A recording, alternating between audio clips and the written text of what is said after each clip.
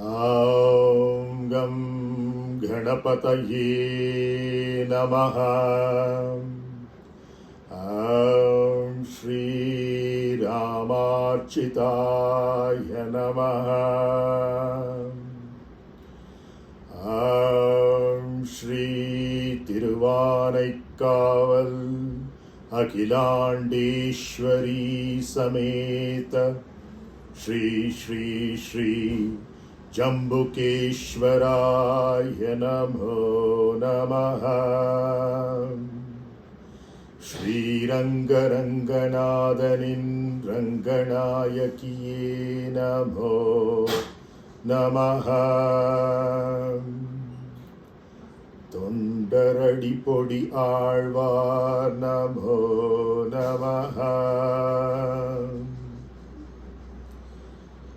शान्ताकारं भुजगशयनं पद्मनाभं सुरेशं विश्वाधारं गगनसदृशं मेघवर्णं शुभांगं लक्ष्मीकान्तं कमलनयनं योगिविद्यानगम्यं वन्दे विष्णुं भवभयहरं सर्वलोकैकनाथम्।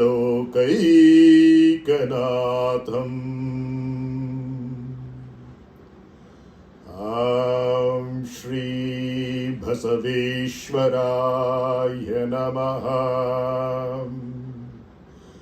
ॐ तत्पुरुषाय विद्महे चक्रतुण्डाय धीमहि तन्नो नन्दिः प्रचोदयात्।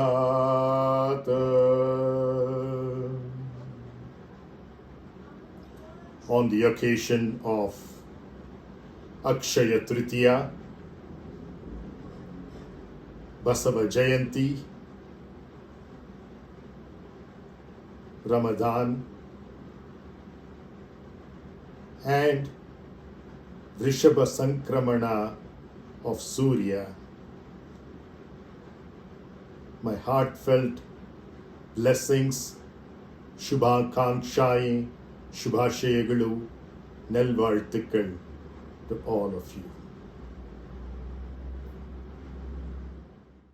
பச்சை மா மலைப்போல் மேனி பவளவாய் கமல செங்கன் அச்சுதா அமரரேரே ஆயர்த்தம் கொழுந்தே. பச்சை மா மலைப்போல் மேனி தமிழ் பண் தொண்டர் அடி பொடி Alvar nālāyiradivyaprabandham tirumālai pāsuram. Namaskaram Vasandima. Namaskaram everyone. Wish you all an unlimitedly fulfilling Akshaya Tritiya. Aum Purnamada Purnamidam Purnat Purnamudachyate Purnasya Purnamadhaya Purnameva Vashishyate. Aum Shanti Shanti Shanti. Wish you also a patiently persevering Basava Jayanti. Aum Tat Purushaya Vidmahe Chakratundaya Dhimahi Tanno Nandih Prachodayat. A soulfully bullish Saura Vrishabha Sankramana.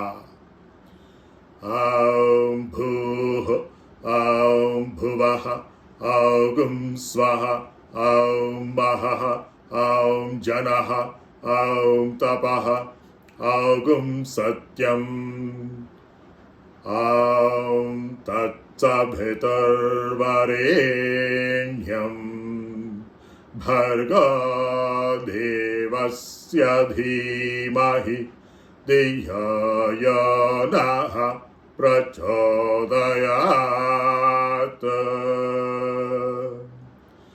Amapajatiraso amrutam brahma bharbhavasvaro. Yes, the sun enters Vrishabha or Taurus later tonight, but right now it's exalted in Aries, and so is the moon in the Rohini Nakshatra of Vrishabha Rashi, which means we have both the soul power and the mind power at their peak. It's for us to extract what we want out of this immense potential, both from the soul and the mind. So I wish you all a soulfully bullish Saura Vrishabha Sankramana, and of course a sacrificially sharing Ramadan Eid Mubarak. Chronicles of outer lust and inner bhakti and their heat exchangers in the bountifully flowering holy basil gardens of Sri Rangam, aptly timed for the spring festivities, Vasanta Kalotsavam, at the world's largest functioning religious complex, all of 156 acres, thus discounting the even larger Angkor Wat in Cambodia that we had the privilege to seek darshan of a couple of years back in the august company and guidance of Desika Daya's youthful genius Dushyant Sridhar and Ikshvaku Bharatiya creative Brahma Shrishti Vigraha return gift to Vibhishana's Satvik Sri Lanka. Yes, Ravana's Sri Lanka was Rajasic, Kumbhakarna's Sri Lanka was Tamasic. But now that both of them have been eradicated by Sri Rama's army, what remains is a Satvik Sri Lanka. And this is an Ikshvaku, one of the ancestors of Sri Rama in the solar dynasty. An Ikshvaku Bharatiya creative Brahma Shrishti Vigraha return gift to Vibhishana's Satvik Sri Lanka. The Pranavakara Vimana strangely remained in Bharat, albeit facing south toward Sri Lanka and at Sri Rangam, far away from its original source, a duty-conscious, impenetrable fortress of our pleasantries, Saketa Nagara, Ayodhya, balancing the long-term welfare of Vasudhaiva Kutumbakam. Sahana Bhavatu Sahanau Bhunaktu Sahaviryam Karavavahai Tejasvinavadhitamastu Ma Vidvishavahai. Shanti Shanti Shanti. At Sri Rangam, there is a 24-pillared Gayatri Mantapa. Gayaniti Trayati iti Gayatri. This Gayatri Mantapa is conceptualized, of course, on the 24-syllabled Gayatri Mantra with a Pranavakara Vimana. Yes, the essence of all the Vedas, Rig, Yajus, Sama, Atharvana, is the Gayatri Mantra. as re-verified by Sri Krishna in the Bhagavad Gita too. But the soul of the Gayatri Mantra, or the essence of the Gayatri Mantra itself, is the Pranavakara Mantra, Aumkara.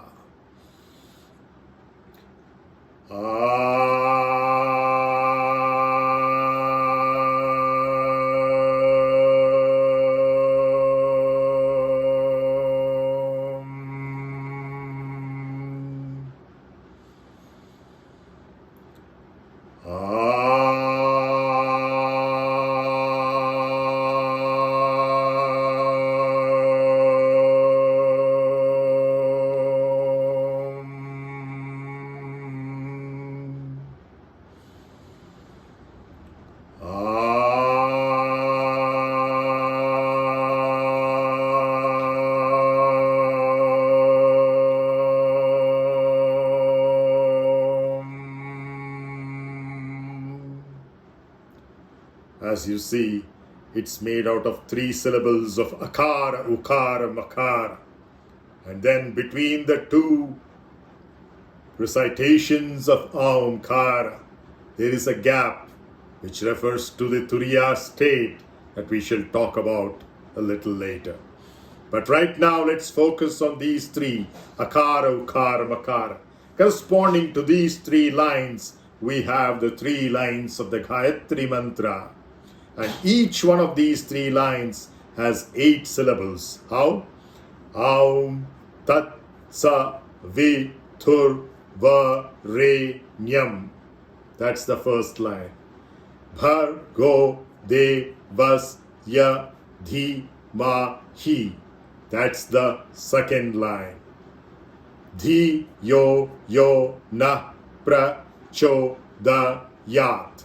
That's the third line. You see, each one of them consists of 8. So it's an 8 by 3 set of powerful syllables which expands on akara, ukara and makara.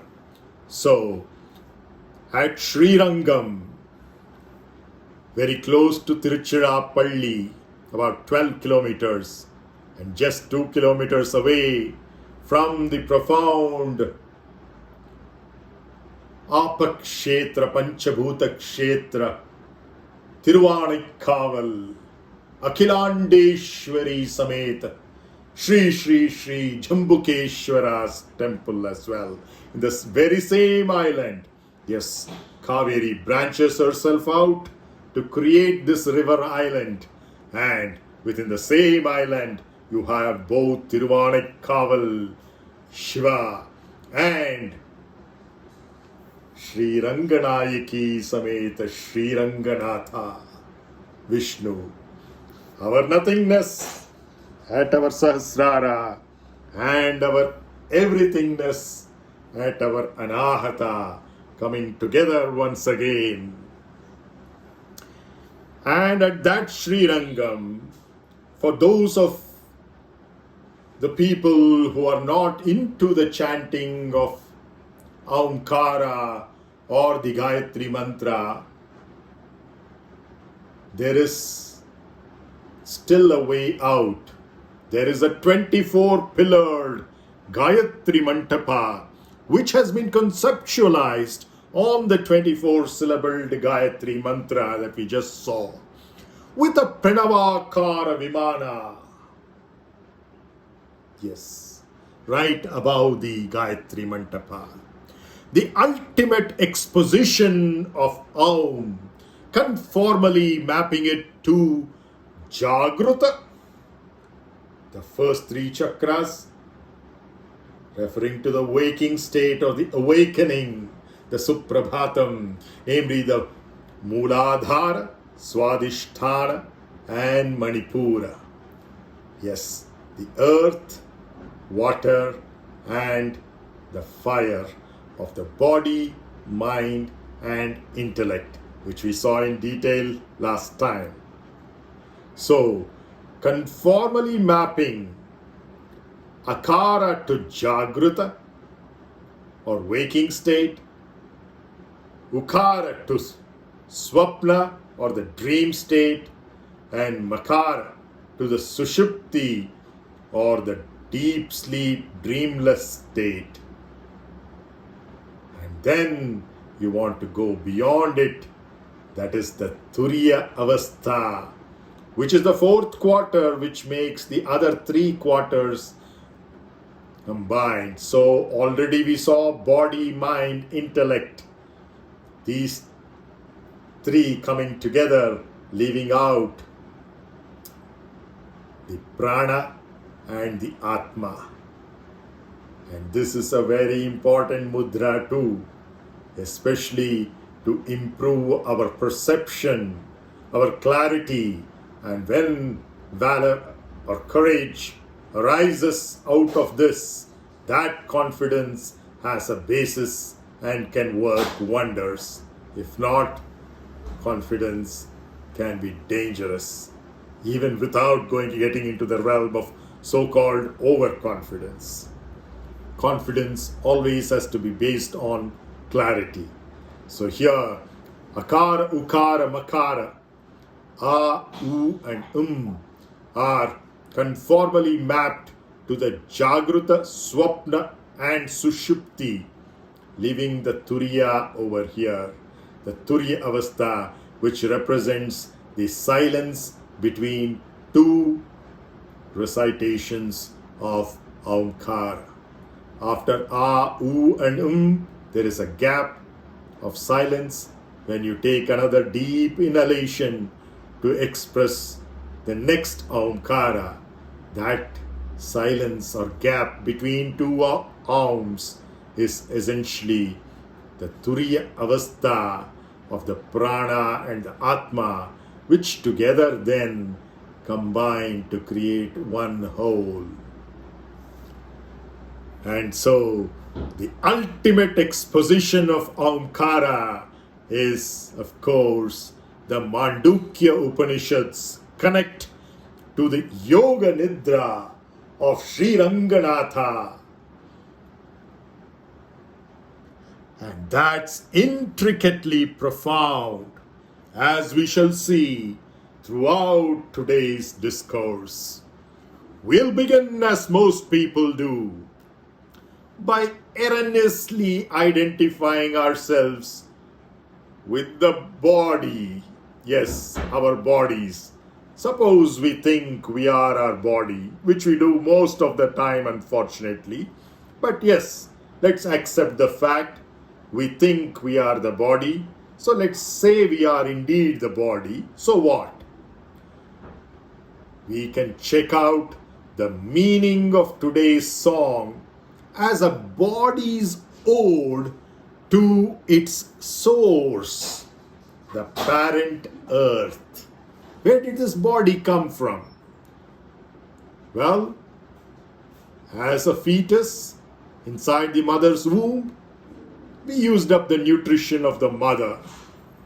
And after we were out of the womb, we started eating food, drinking liquids like water, and breathing in air.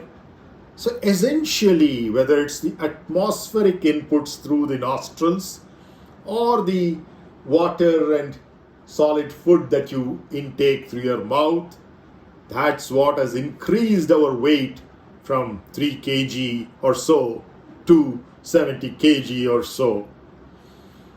Now, all of that is gathered from the earth. So, essentially, today's song, pachai malai meni, which means, literally, pachai is green, ma is maha, great, malai means like a mountain. I'm a mountain. Meni is the body. So essentially, what are we saying over here?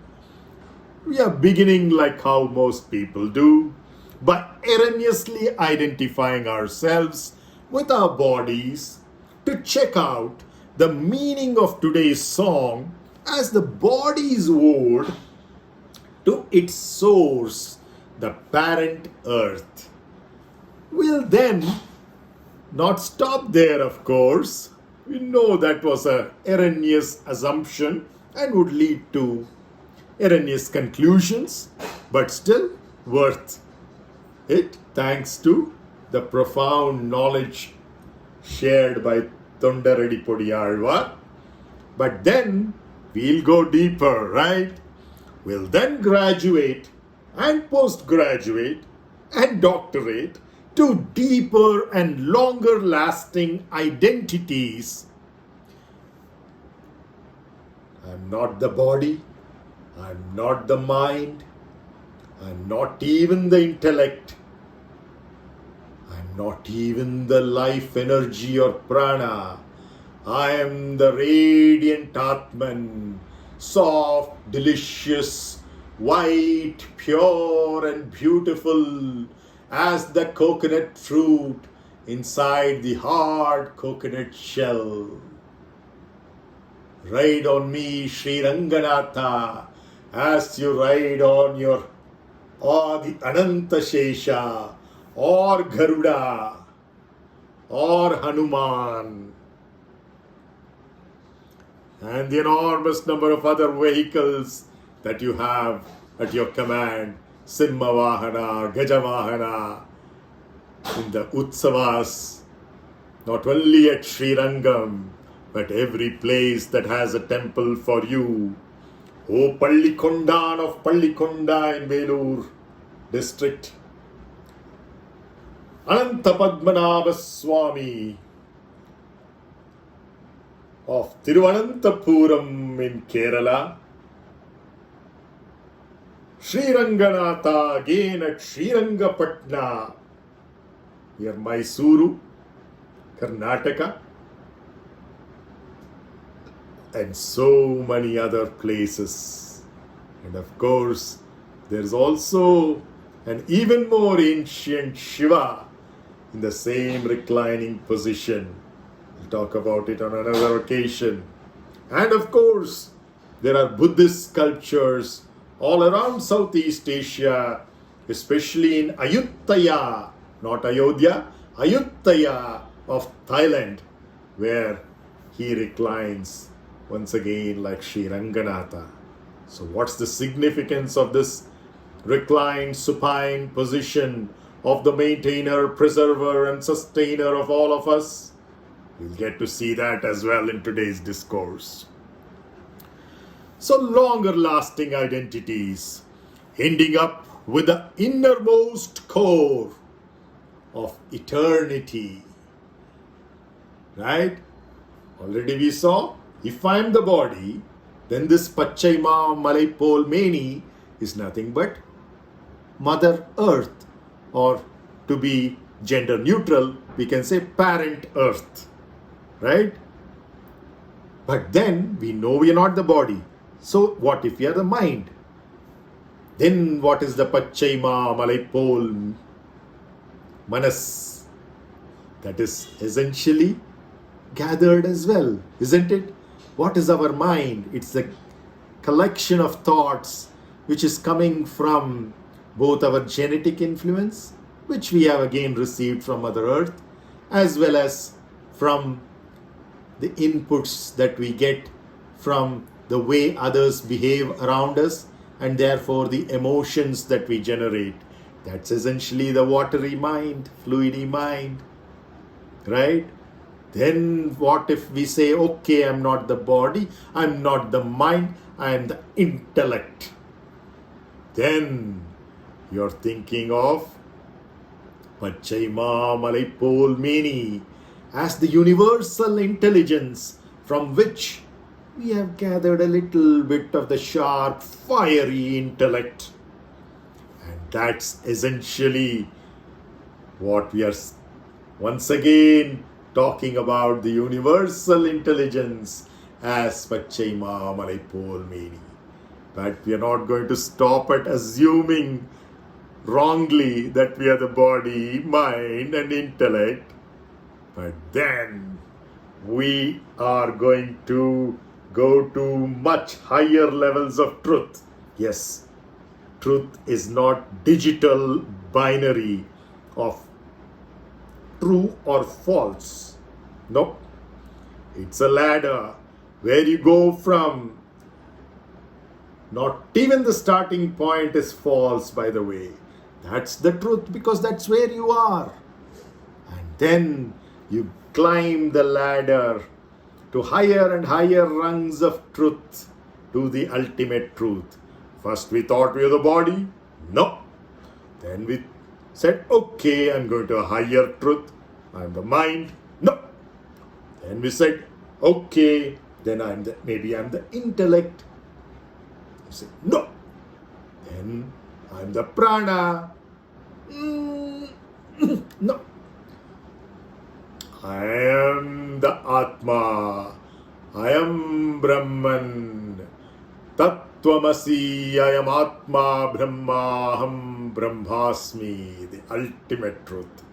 Even from there, we can still sing pachai malai meni. Why? How? Listen to the entire discourse. Right?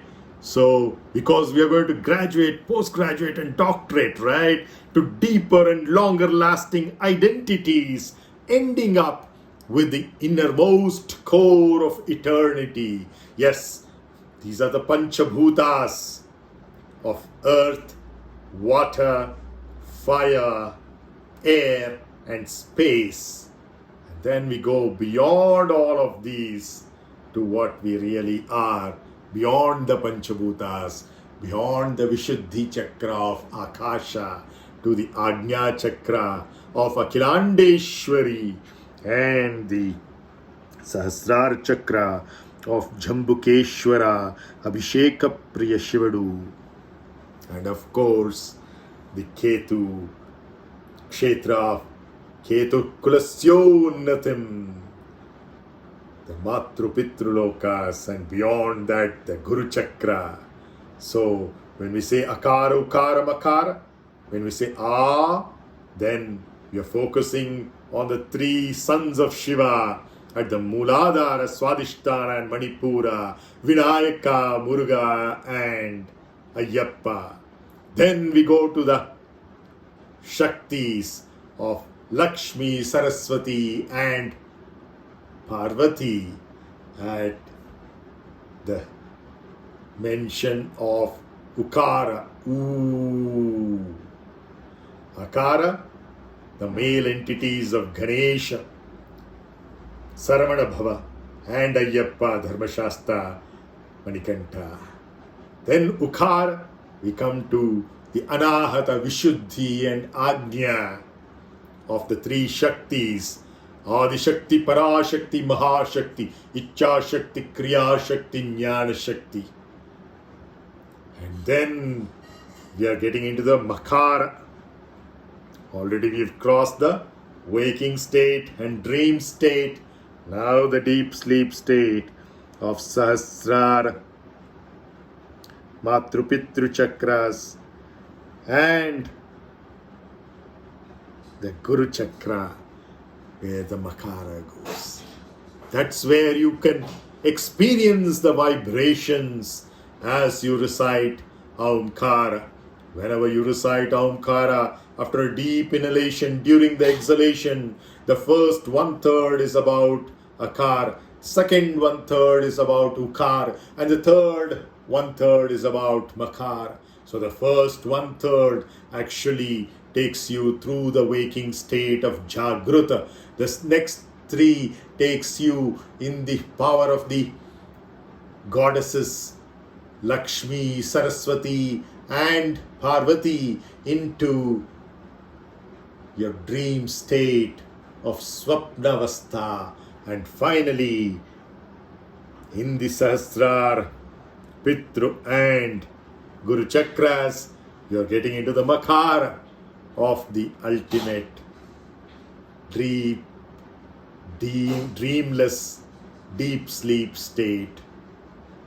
And then you're beyond all the chakras and all encompassing Brahman in the gaps, the Turiyavastha, which is not a separate avastha, but is already pervading through Jagruta, Swapna and Sushupti as well.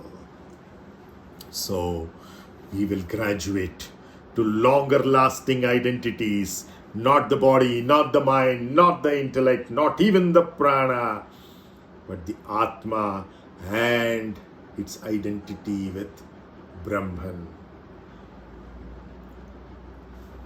So we end up with the innermost core of eternity. This requires unclothing and undressing of what? Our panchakoshas. What are these panchakoshas? Or 5 limiting entities? We are unlimited, infinite, unbounded, the metaphysical.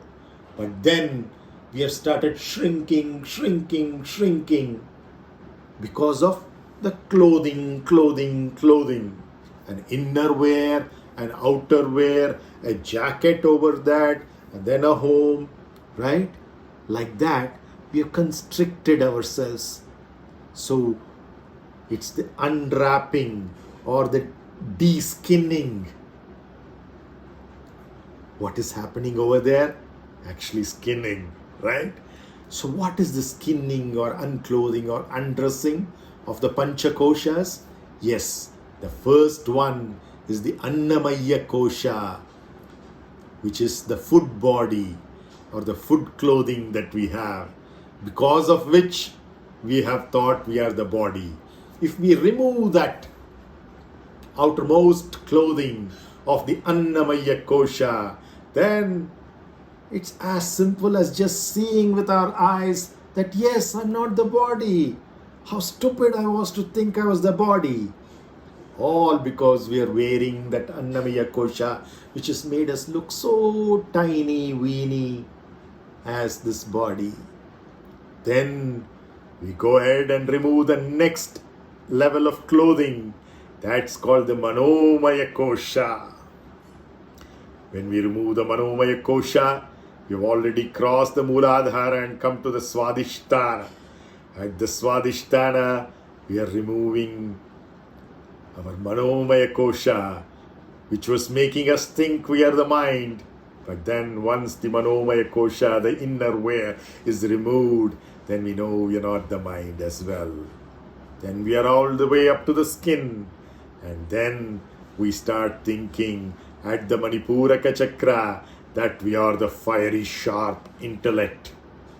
Then we recognize it's because of our skin, what we call as the Jnanamaya Kosha. You get rid of the Jnanamaya or Vijnanamaya Koshas, then we recognize we are not the intellect as well. But then there is an even more subtle clothing, and that's essentially the Pranamaya Kosha, the life energy. We start identifying with that. Well, it's far better than identifying with body, mind or intellect, because we have come to the Anahata Chakra, and now we are identifying ourselves with the what? Prana, life energy. Well, it's far better, but still the journey is not finished. We have to remove the Pranamaya Kosha, another level of clothing that we have, even deeper than the skin, and then recognize beauty is skin deep. We get out of the Pranamaya Kosha as well to recognize we are the Atman Parabrahman at the Vishuddhi Chakra of Saraswati Brahma. And then obviously the Brahma is aroused,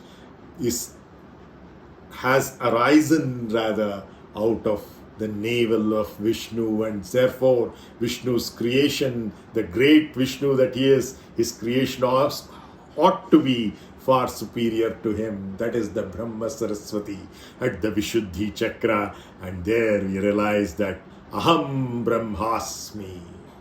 I am Brahman. Not Brahma, the four-headed, but Brahman, the all-pervading omnipresence, omnipotence, omniscience and eternity. That's the Vishuddhi Chakra of the Akasha Tattva. And there we have the Annamaya Kosha. That is the bliss body. We had the food body, we had the mind body, we had the science body or the knowledge body or the wisdom body, and we had the life energy or breath body, and finally the bliss body. So, as I said, it requires unclothing and undressing of the Pancha Koshas, again mapped to the first 5 of the chakras and of course the fingers. Now what about the right hand and the left hand? This is a question that some of you asked after the discourse of last week. Well, the right refers to the solar power of masculinity within us, irrespective of whether we are male or female. And the left represents the femininity of the lunar power. In other words, this is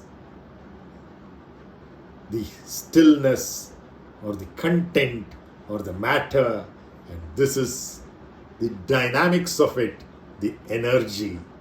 And therefore, when I show my left hand and say this is the body, yes, this is the physical body.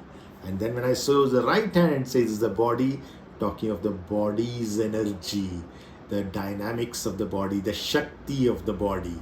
So when I bring these two together, then I'm bringing my body and the body's power.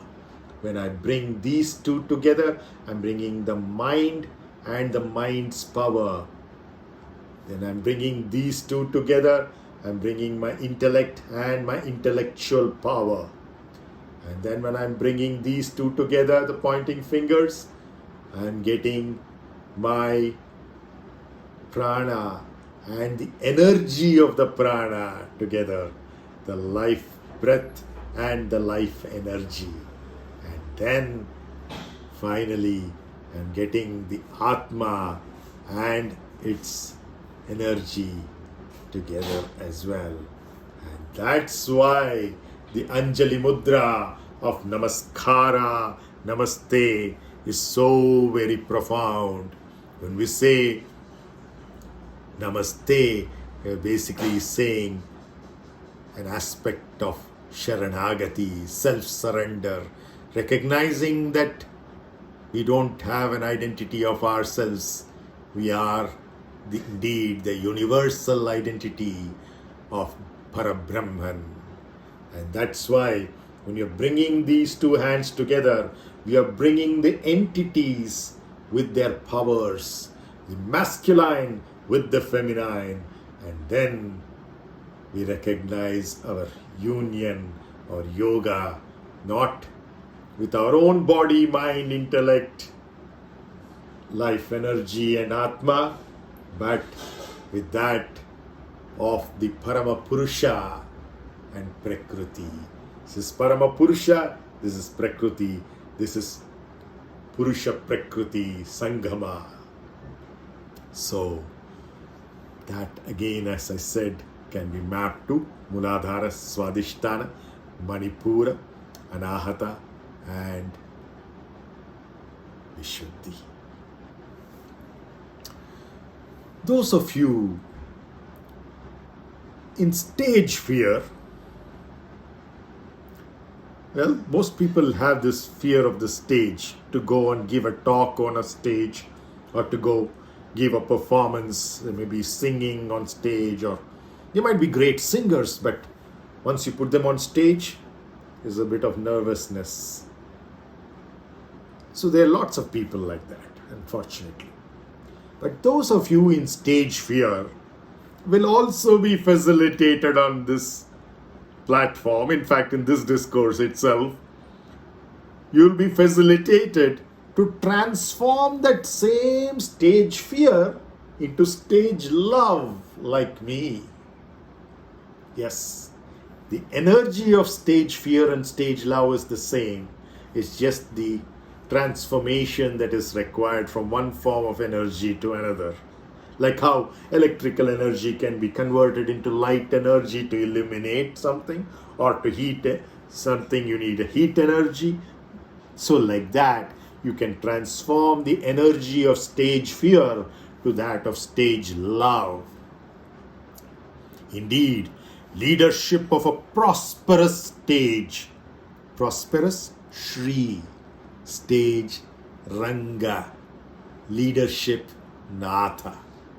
Shri Ranganatha is nothing but our leadership of a prosperous stage.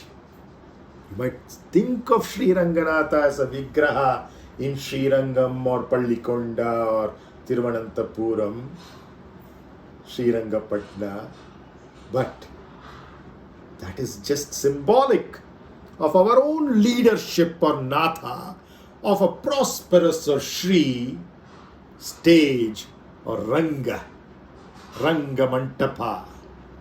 So Shri Ranganatha is indeed the leadership of a prosperous stage. And what does it do? What does this Shri Ranganatha, our leadership of the prosperous stage, do? It reverberates backstage and off stage too. You don't need to be on a Ranga to reverberate. This kind of a leadership, whether you're on stage or you're off stage, back of it, you are still reverberating in the ultimate powers of Sri Ranganayaki. Nayaki is the feminine nature of leadership, and Ranga again is the stage. It's once again the leadership and the energy of that leadership coming together. Move over Heisenberg's uncertainty principle, for it's only in the blissful combo of the seemingly dual, absolutely awakened awareness, Sat, Chit, Ananda, Sat, existence, Chit, consciousness, Ananda, bliss. So the blissful combo of the seemingly dual, but not actually dual, it's singularity of absolutely awakened awareness or Satchidananda on the one hand, and comprehensively unified restfulness. Comprehensively unified restfulness. Yoga Nidra, on the other hand, yes, it's the coming together of Satchidananda and Yoga Nidra, that truth, conscious awareness of bliss on the one hand, and comprehensively unified restfulness of Yoga Nidra, not Nidra of the tamasic nature, but Yoga Nidra, the comprehensively unified restfulness, like in meditation as well. By the way, meditation is not something that you do for a few minutes or hours at certain durations of the day. No, it's a state that encompasses you irrespective of what you're doing, as we saw in the previous episodes, right? But now we are talking about Heisenberg's uncertainty principle moving over, because it's only in the blissful combo of Satchidananda and Yoga Nidra that efficient and long-lasting maintenance, repair and overhaul, MRO, is feasible for our body, mind and intellect, BMI toolkits, body, mind, intellect toolkits. Once again, You see this mudra coming up? Very, very critical. Right? That is Kamalaksha, Padmanetra.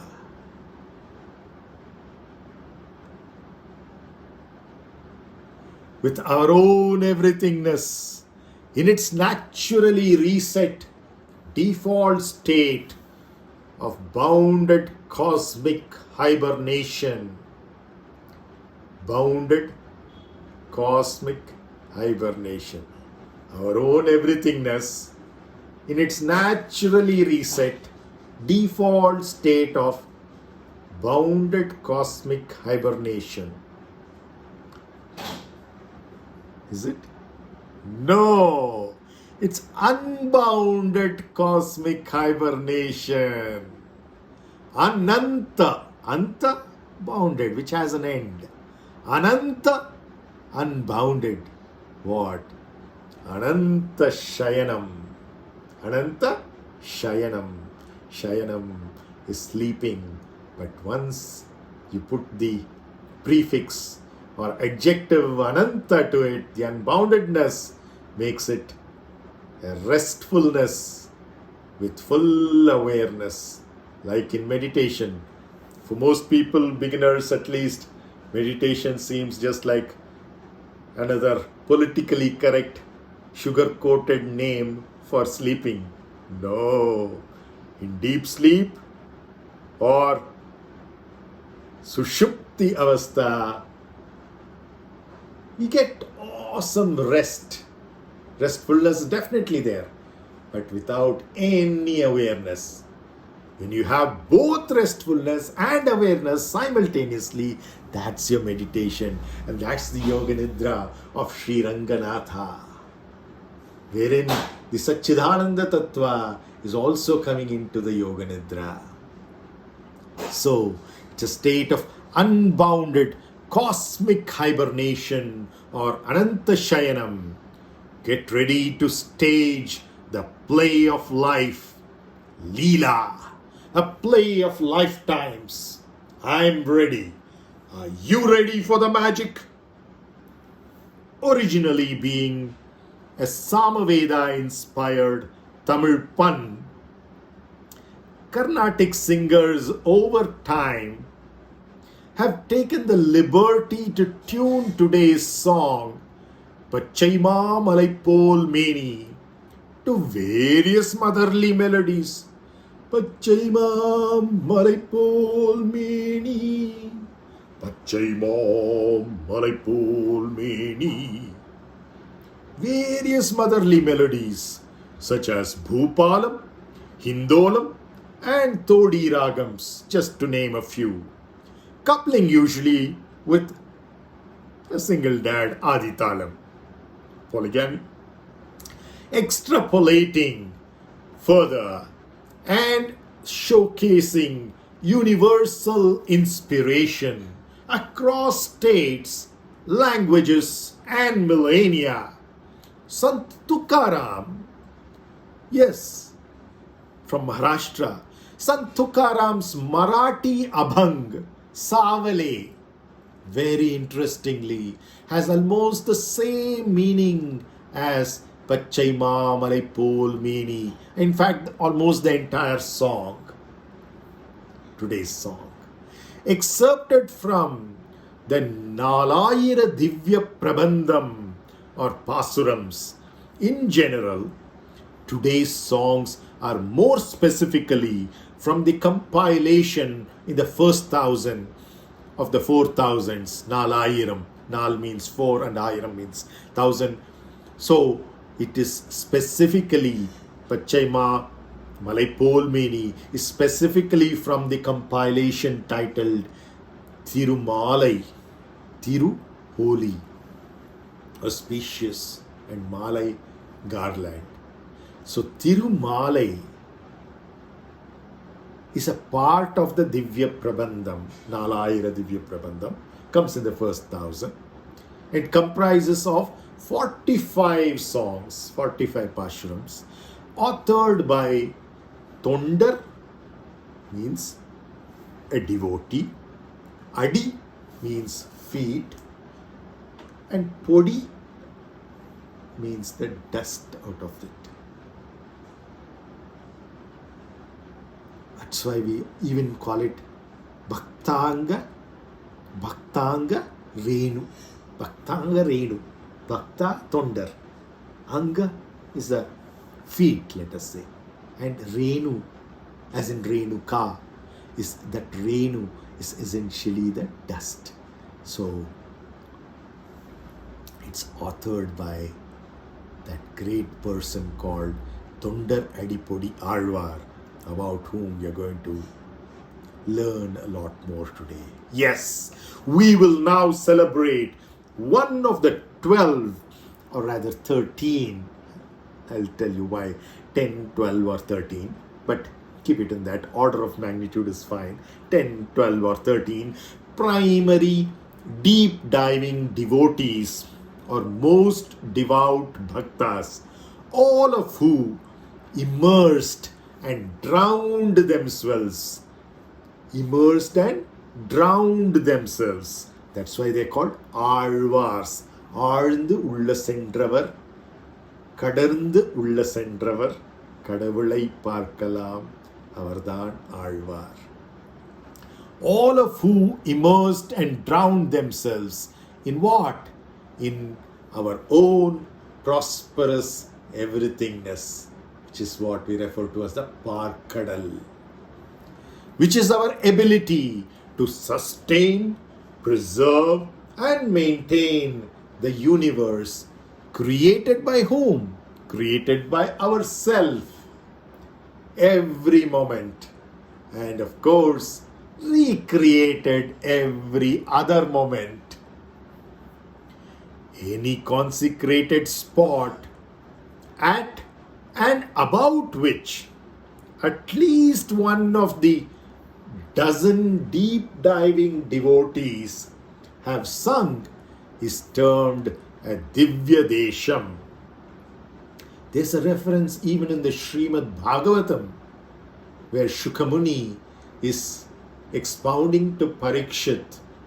And then he says, well, the 10 avatars in the Dashavatar series could achieve something to some extent, but then to achieve something way beyond that, we need devotees of our own everythingness who can then expound it even further in the south of Bharat, the Dravida Desha, which essentially means, no, unlike what you think, it's not only Tamil Nadu, Puducherry, but also Kerala,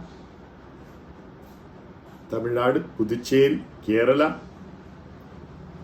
Karnataka, Andhra Pradesh, Telangana, Goa, hold on, Maharashtra and Odisha. Because what does Dravida actually mean? It just means a peninsula. That means a land body which is having water on 3 sides. That is the Bay of Bengal, the east, the Arabian Sea in the west, and the Indian Ocean in the south. So that's the peninsula that we call as the Dravida. So while the avatars were all in the Uttara, all the āzhwārs are from Dakshina Dravida, the southern peninsula. And this is mentioned in the Srimad Bhagavatam as part of Shukamuni's discourse to Parikshit Maharaja. So, one of the dozen deep diving devotees have sung is termed a Divya Desham. If 2 have sung, an even more powerful Divya Desham, 3 more, and so on. And out of them, obviously, if all of them have sung about it, that's the most powerful Divya Desham. And therefore, Sri Rangam, which has this quality of every one of the āzhwārs singing about it, at it, not only about it, from some other location, but having come there and singing at that place, about that place, therefore the profundity of the Divya Desham called Srirangam. Yes, Srirangam is the first in fact, amongst 108 such sacred spaces for our own everythingness. Not of some Vishnu, a person or God somewhere else, but of our own everythingness. There are consecrated, sacred, holy places. And those sacred places are 108 in number, where the āzhwārs, the deep diving devotees, have sung. And of them, all of them have sung at this particular place, Srirangam, and therefore its great sacredness for us. Well, that's not the story, end of the story, because that's about our own everythingness. And no story of our own everythingness or Vishnu is complete without bringing in Shiva, our own nothingness, right? Our own nothingness also has an identical concept of not 108 but 275 Padal Petrasthalams, where one or more of the 63 Nayanmars, and in particular the 4 Upper Sundar, Manikavasagar, Tirunjana Sambandar, have sung. Not surprisingly, the foremost Divya Desham Srirangam, which is the focal point not only for today's song, but also for today's Arjuna-like ultra-focused composer, toNDaraDipodi āzhwār. This Srirangam, it's a focal point for the song Pachai malai Polmeni, as well as for toNDaraDipodi āzhwār. This particular Srirangam, this Divya Desham, the foremost of the 108 Divya Deshams, is co-located, yes, Srirangam is co-located on a beautiful river island with such a Padal Petrasthalam, Akhilandeshwari and Jambukeshwarar temple at Tiruvānaikkaval. Anai meaning elephant, Tiru meaning holy, and Kaval meaning security. So there's a wonderful story associated with that as well, but let me not go too much off track, or this will run for, instead of 5 hours, might run for 5 days. Well, now Tiruvānaikkaval also happens to be the dominant of the 5 Panchabhuta Sthalas, namely for the nearly 3/4 water content on our planet's surface and in our bodies too. Swadhisthana Chakra, the watery nature of us, of our bodies, and of the planet that we have extracted this body out of as a bubble, to go back to the same planet once its job is done.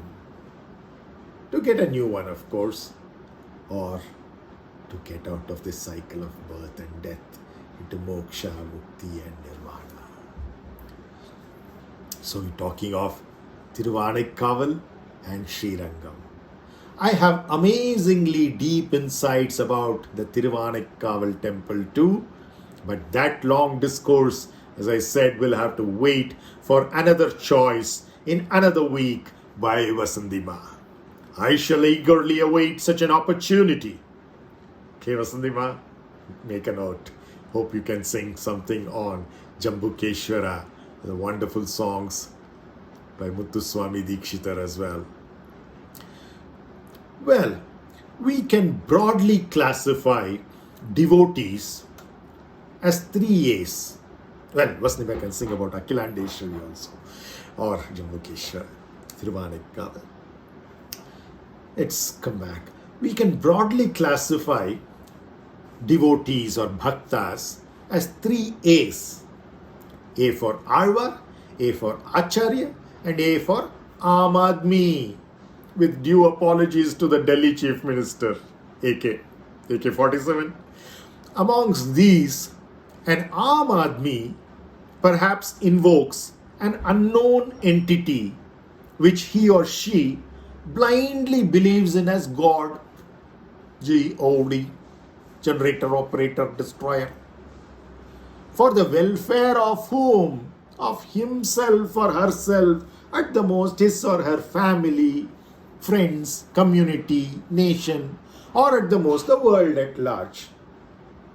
Welfare of all of this. That's the Aam Aadmi Bhakta. Okay? AAB, not AAP, AAB. In Tamil, Pa and Ba are same, so people get confused. I'm talking of AAP. No, Aam Aadmi Party, no. I'm talking of Aam Aadmi Bhakta. That's what we saw. They are only interested in their own welfare, or at the most family, nation, world. On the other hand, an Acharya, we're talking of the 3A Bhaktas. Were they? Aam Aadmi Bhakta, Acharya Rasa Bhakta, and the āzhwār Rasa Bhakta. You've already seen what the Aam Aadmi Bhakta does. He's only interested in the welfare of himself, or at the most the world. Next, the Acharya. What kind of a Bhakta is the Acharya? What kind of a devotee is he? Or she, for that matter. An Acharya is one who is concerned about the welfare of ourself, not of himself or herself, but ourself. And here we are not talking of body, mind, intellect, prana, but of the Atma, Paramatma, Parabrahman, Jivatma, all one and the same. Though philosophies can break it up into so many parts, they're all one and the same. So, the Acharya is concerned about the welfare of our self, Atma, soul, in particulate form as Jivatma, as well as being compassionate to humanity at large, at the body, mind, intellect and prana level too. So he's gone a little beyond the Aam Aadmi Bhakta and he becomes an Acharya kind of a Bhakta. Okay? He's interested in the welfare of the Jivatma as well as with all its koshas of Annamaya, Manomaya, Jnana or Vijnanamaya and the Pranamaya. Of course, the Anandamaya. So, it's compassionate to humanity at large and thus reconnecting the two of Jivatma and Paramatma through various philosophies. Either saying that Jivatma and Paramatma are always distinct from each other, which is the Dvaita philosophy of Madhvacharya, or saying that the Jivatma and Paramatma are different right now, but they will become one and the same after Mukti, Moksha, Nirvana. That is the Ramanujacharya school of Vishishtadvaita. And then the Adi Shankaracharya school of Advaita, to which we in this channel belong to. We say the Jivatma and Paramatma are never distinct from each other. They are always the same. They have been identical. They are identical here and now. And they will be identical forever to eternity. So those are all various philosophies. But irrespective of which school of thought of Dvaita, Vishishtadvaita or Advaita, there is the concept of Jivatma and Paramatma. And the welfare of both or the identity of both is the one that the Acharyas care for, and therefore they have lots of rules and regulations and procedures called as kramas. No akrama, but only krama. There is a particular law in Karnataka about regularizing your irregular land holdings. So that's why I was joking on the word krama, sakrama, etc. Okay. Anyway, finally, An āzhwār, we've seen out of the three types of bhaktas, Aam Admi Bhakta, looking for the welfare of the body, mind, intellect, and at the most the planet. Then the Acharya kind of bhakta, who is interested in the Jivatma, Paramatma's welfare. Finally, the āzhwār kind of bhakta is of course in the duality of Dvaita, or at the most Vishishta Dvaita. And then they're not even interested of the Jivatma's welfare, leave alone the body's welfare, mind's welfare, intellect's welfare, prana, life energy welfare. No, they're not even interested in the Jivatma's welfare. They're only interested in the Paramatma's welfare. Literally, because āzhwār means a person immersed in the one-pointed welfare of ourself and our self alone, even in its universal form of Paramatma, rather than that of his or her acquaintances and body, mind and intellects of himself or herself and of his family members, his society, his friends, nation and the world. So being amongst a mere 12 such hand-picked āzhwārs, toNDaraDipodi āzhwār was subjected to rigorous testing by our inner self, inner kada, ull, ulla, inner self. கடர்ந்து உள்ள சென்றா என்ன கிடைப்பது? அதுதான் கடவுள். So, was subjected to rigorous testing by our inner self, this particular āzhwār, toNDaraDipodi āzhwār, according to legends. And why?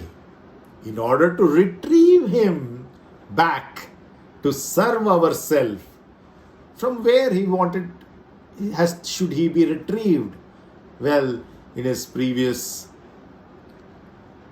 half of the life as Vipranarayana, he was a wayward wandering after a Devadasi called Devadevi. Yes, a Devadasi called Devadevi. And he was waywardly wandering after her. At the Sri Rangam Ranganatha Swami temple, if you have been there, you would have noticed that many spiritual giants, including the epitomes of deep diving devotion or āzhwārs and dynamic yet absolutely still philosophers or acharyas, and of course the Aam Admi Bhaktas, but in particular the āzhwārs and acharyas, have both literally and figuratively breathed divinity into specially earmarked and naturally or aesthetically sculpted vigrahas. Stone and metallic alloy have been used to sculpt them, but rendered truly alive for everyone to access forever. That's the agamic science of prana pratishta. Fully aware that they are housed in mortal coils, and yet keen to make available their spiritual vibes for many generations to follow, the āzhvārs and the acharyas invested almost their entire life energies into the deities, including Sri Ranganatha Swami and Perundevi Ranganayaki or Mahalakshmi Tayar. Mahadevyai cha vidmahe Vishnupatnyai cha dhimahi Tanno Lakshmi prachodayat. Namastestu Mahamaye Shri Pite Surapujite Shankachakra Gadahaste Mahalakshmi Namostute.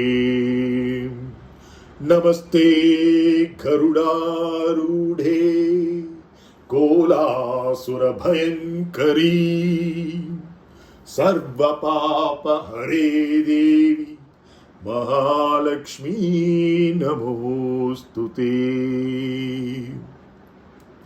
Perundevi Ranganayaki Mahalakshmi Tayar, through scientific processes and principles deeply enshrined in the intricacies of the agamas and the very sounds of the Vedic chants, respectively. Sri Suktam. Prior to venturing into the songs, Pachai Malai Meni and the other Divyaprabandham pāsuram that Annamaya is going to sing for us, before venturing into those songs, let us check out their composer. We have to see where the source of the song is, right? The composer. Who? toNDaraDipodi āzhwār. Well, I was telling you about the confusion between 10 āzhwārs, 12 āzhwārs and 13 āzhwārs. Let me lay that straight.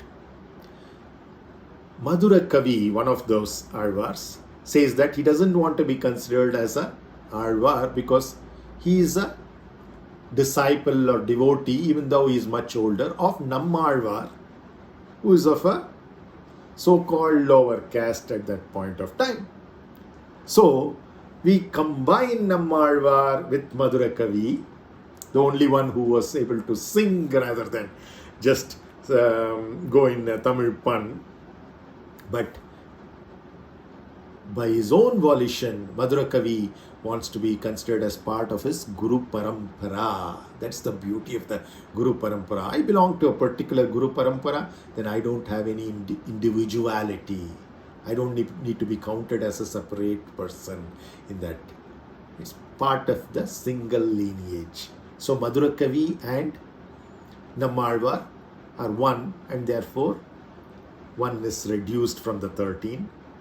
The second that gets reduced is Andalvar, who is a daughter of Periyalvar or Vishnu Chitta, and therefore being of the same genetic framework. Actually, she was not biologically born to him. She was found, she being an Amshavatar of both Sri Devi and Bhudevi put together. Amazing, right? So that Andalvar wants to be considered as part of Periyalvar because that's where she got all the samskaras from her foster father Periyalvar, Vishnu Chitta. So, 2 down. Now, finally, Ramanuja, who is sometimes considered as an Acharya, as well as an āzhwār, is usually thought of more of an Acharya than an āzhwār of the Vishishtadvaita school. And therefore, we are left with 10. Now, out of these 10, the 8th one is toNDaraDipodi āzhwār. But if you look at it as all 13, then he would be the 10th in that chronological order. Talk about it a little later as well. But let's check out their composer toNDaraDipodi āzhvār's life story, detailing his trials and tribulations. Already gave a hint about that. That will help us appreciate where the songs come from. In particular, Pachai Malai Meni, where does it come from? Why is he singing this song? You will understand if you know the story of toNDaraDipodi āzhvār or Vipranarayana better. So, we have to understand the source of the song, namely the composer. Lending us, therefore, these songs will therefore lend us their inner secrets, rather than looking at them superficially at the literary levels. Never our cup of chai. Chronologically listed as the 10th amongst the 12 deep diving, today's composer, toNDaraDipodi āzhvār, is special due to the Dashavataram series, also consisting of 10 dissensions or evolutionary forms. We evolved from being a Piscean Matsya to an amphibian Kurma to the grossest of the mammals, the wild pig or boar, Varaha, to the half mammal, half another kind of mammal, namely the Homo sapien, that is Narasimha, to a full human but dwarfed in its construction, Vamana, to somebody whose body is fully developed but the mind is still emotional turmoil, Parashurama, to somebody whose both body and mind are well developed, Balarama. Sometimes the pun is used in Tamil to talk of a Palarama, means different kinds of Rama, because that single Rama or Ekapatni Vrata Rama came before Balarama. Then you have the sportive, Leela kind Krishna and the meditative Kalki. So these are the evolutionary forms of the 10 dissensions or Dashavatars. An alternate listing for the āzhwārs absorbs, as I said, Madhura Kavi āzhwār into his guru Nammalvar and āzhwār into her father Periyāzhwār, Godai into Vishnu Chitta, thus reducing the number of āzhwārs to just 10 if you don't count in Ramanujacharya, who is both kinds. Similarly, Nammalvar, by the way, is also considered as an Acharya.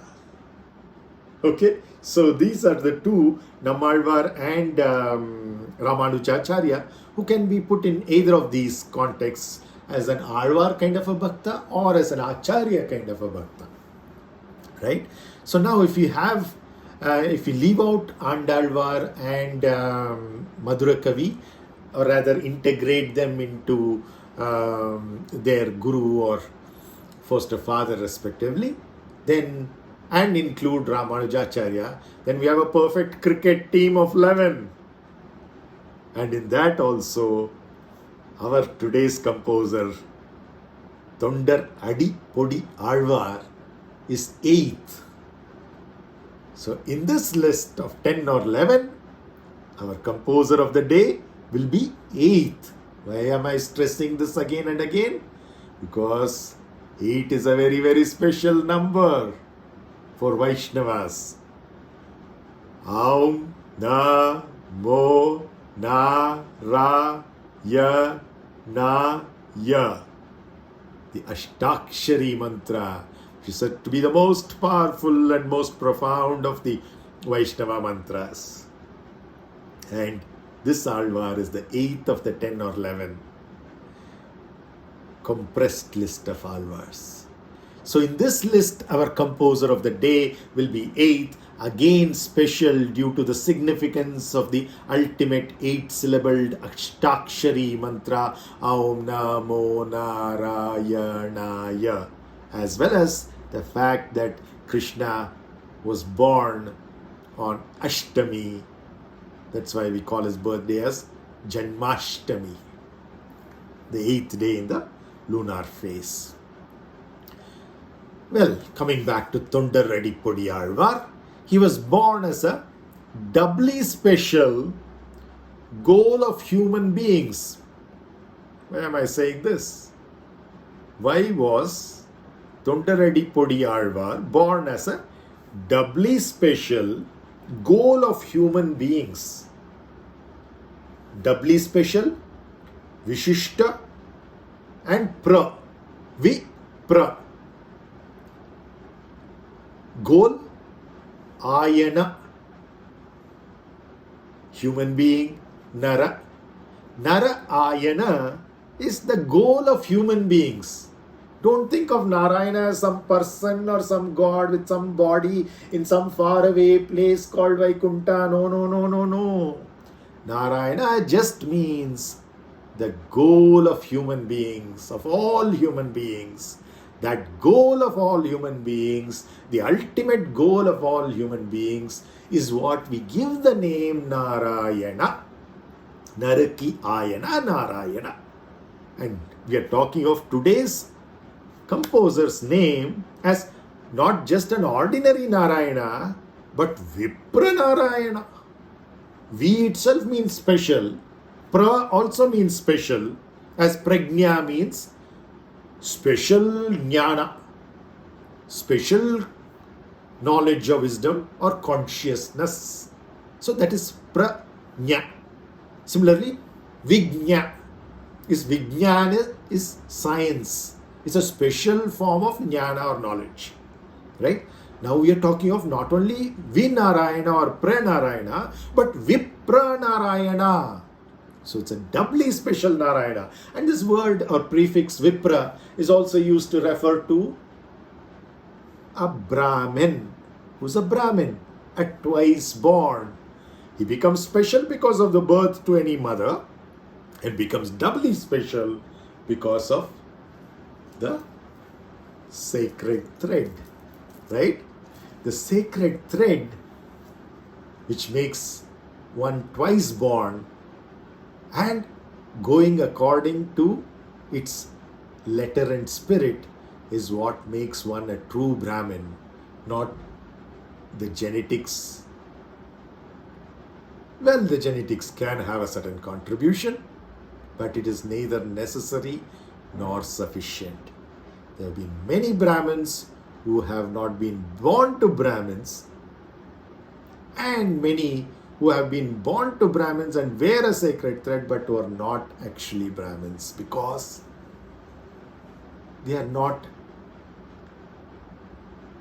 using their intelligence to reach their goal, which is Narayana. And therefore, you might qualify as a Brahmin by birth, but never a Vipra, because a Vipra is doubly special. And this is Vipra Narayana whom we are talking about, who was born in a small rural isle, Mandangudi, surrounded by the rivers Kollidam in the north and Kaveri in the south.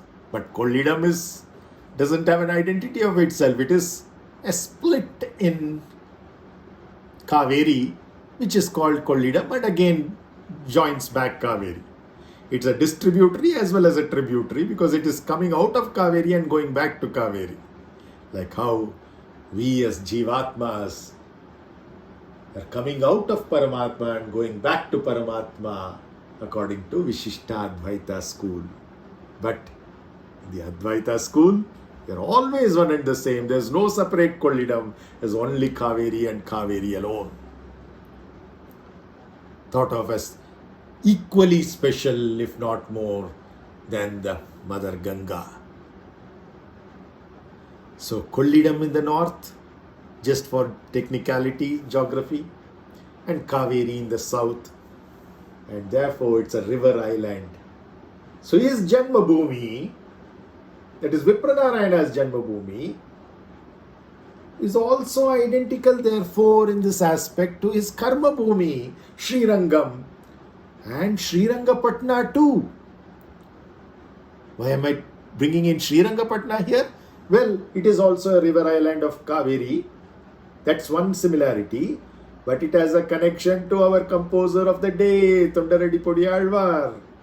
Yes, before the birth of Vipranarayana, there is a connection to a place very close to Srirangapatna, Melkote, where invocations were offered by Vipranarayana's to-be parents seeking his birth. And therefore, it is the Melkotesh Vairamudi Sevai Narayana whose blessings were invoked for the birth of this person in similar kind of an river island of Kaveri. And of course, from his Janmabhoomi, he went to his Karma Bhoomi, Srirangam, which is also a river island of Kaveri. 3 river islands. Srirangapatna, from which the conception took place. And then we are talking of his birthplace, and finally Mandangudi, and then finally Mantangudi is actually Mantangudi. Manthan, is a brainstorming, and that month, out of that Manthan, Samudra Manthan in the Kshira Sagara. So out of that, so many goodies come out.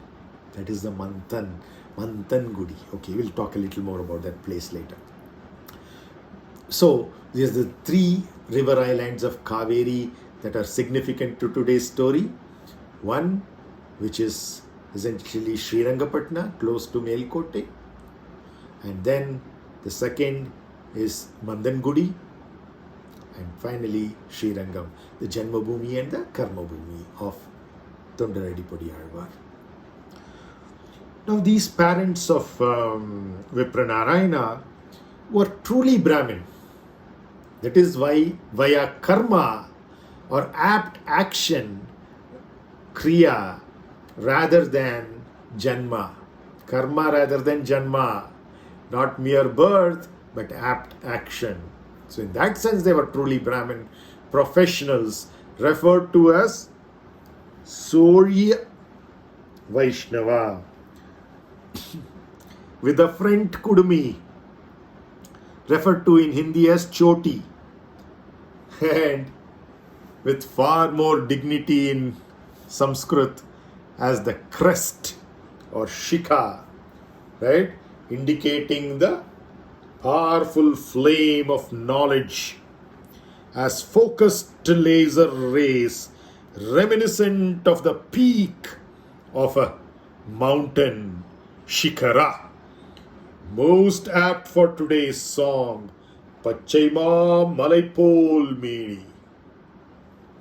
As I already hinted, toNDaraDipodi āzhwār, or rather Vipranarayana's birthplace, is a village island aptly named as a brainstorming temple, Mandangudi.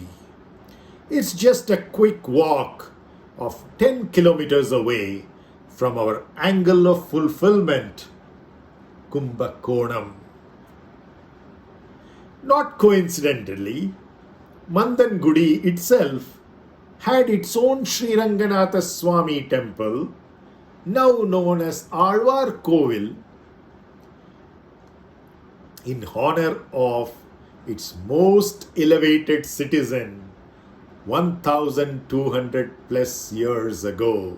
Yes, in the 7th or 8th century BC, AD rather, CE. Vipranarayana came to be known much later as toNDaraDipodi āzhwār, meaning he is the dust at the feet of the devotees of our all-pervasive inner self. Since he used to take the dirt under the feet of the devotees, put it on his head, and sing the praise of ourself. He also dedicated his life to serve the devotees of ourself. He learned the Vedas, Upanishads, and the Tamil language as well as the Sanskrit language in his youth itself. And he became well versed in writing and singing Tamil poetry. Early on, he voluntarily took an oath to remain celibate and set out on an external yatra to what his mind planned would be several temples at several kshetras. Man proposes, God disposes, right? No. Well, in our channel we say, mind proposes, self disposes. Our mind proposes and our self disposes. After visiting, so the plan of action was, okay, I'll go to Srirangam, and from there I'll go to many other wonderful temples and pilgrimage spots. After visiting Srirangam, however, right at the start of his trip, Vipranarayana fell in love at first sight. With whom? With ourselves, the deity, and the shrine for it. So much so that he stayed there forever. He stayed there itself forever. Not even returning to his own hometown, Mandangudi, leave alone other pilgrimage places. By the way, the Mandangudi temple of Ranganatha actually has Sri Ranganatha not in the lying supine position of Pallikonda or Anantapadmanabha Swami or Sri Ranganatha, but it has him in standing position. And when asked why, the devotees there say, well, our friend, āzhwār born at this place, sang the Tirupalli Elchi, and therefore our Narayana never goes to sleep, is always awake and therefore standing, not in Yoga Nidra, always in the Satchidananda Swarupa, Vishwarupa. Instead of going back to Mandangudi or to other pilgrimage spots, staying there in Srirangam itself, Vipranarayana built a small hut for himself, cultivating a large flower garden around it. Every day he used to gather many flowers and even more leaves of tulasi. Tulasidhara Narayana. The very word tulasi and the leaf tulasi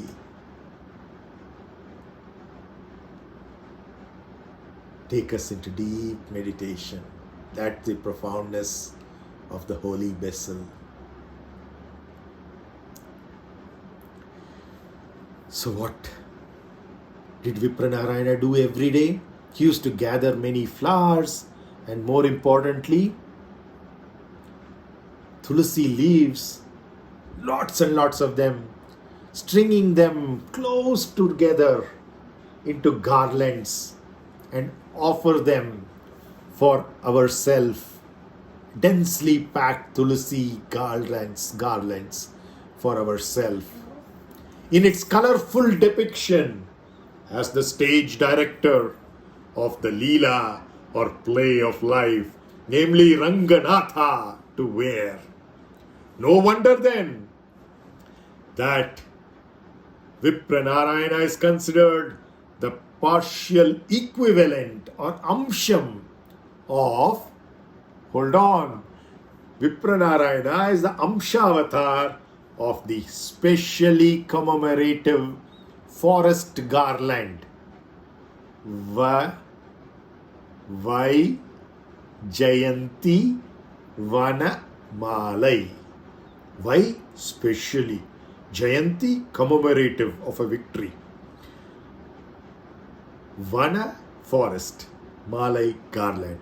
So, Vaijayanti Vanamalai, that our self in its form of everythingness, our own everythingness, wears, is called the Vaijayanti Vanamalai. It's nothing but a specially commemorative forest garland of tulsi leaves,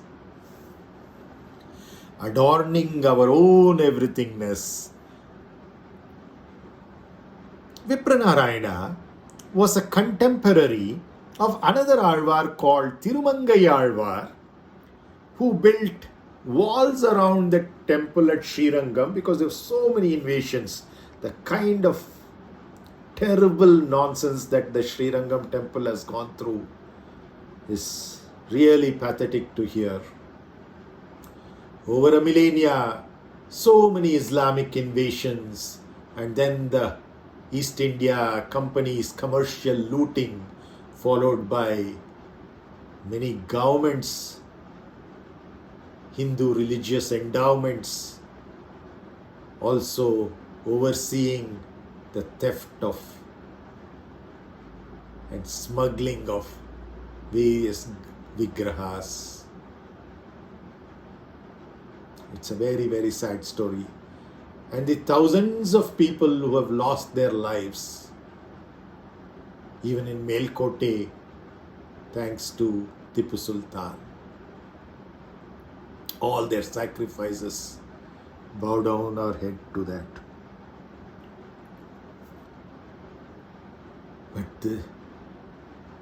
This particular āzhwār was a contemporary of toNDaraDipodi āzhwār, namely tirumālai, built walls around the temple at Srirangam to protect. So, while would say about 80% of the temple wealth is lost, at least that 20% was retained because of great people like tirumālai, who gave their life to protect the temple. Even the Vigraha was taken to so many different places, the main Sanctum Sanctorum Vigraha, and brought in back there. If you've gone to the Tirupati temple, you would see the Rangamantapam there where Sri Ranganatha's Vigraha was kept in safe custody. Otherwise, it would have been destroyed long back. Kallai mattum kandal, kadavul theriyadu. Kadavul mattum kandal, kalladi theriyadu.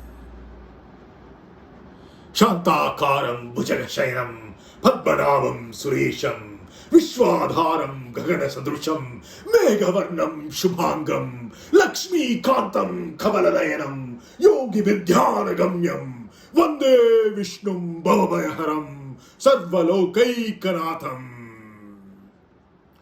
Om Namo Nālāyiradivyaprabandham.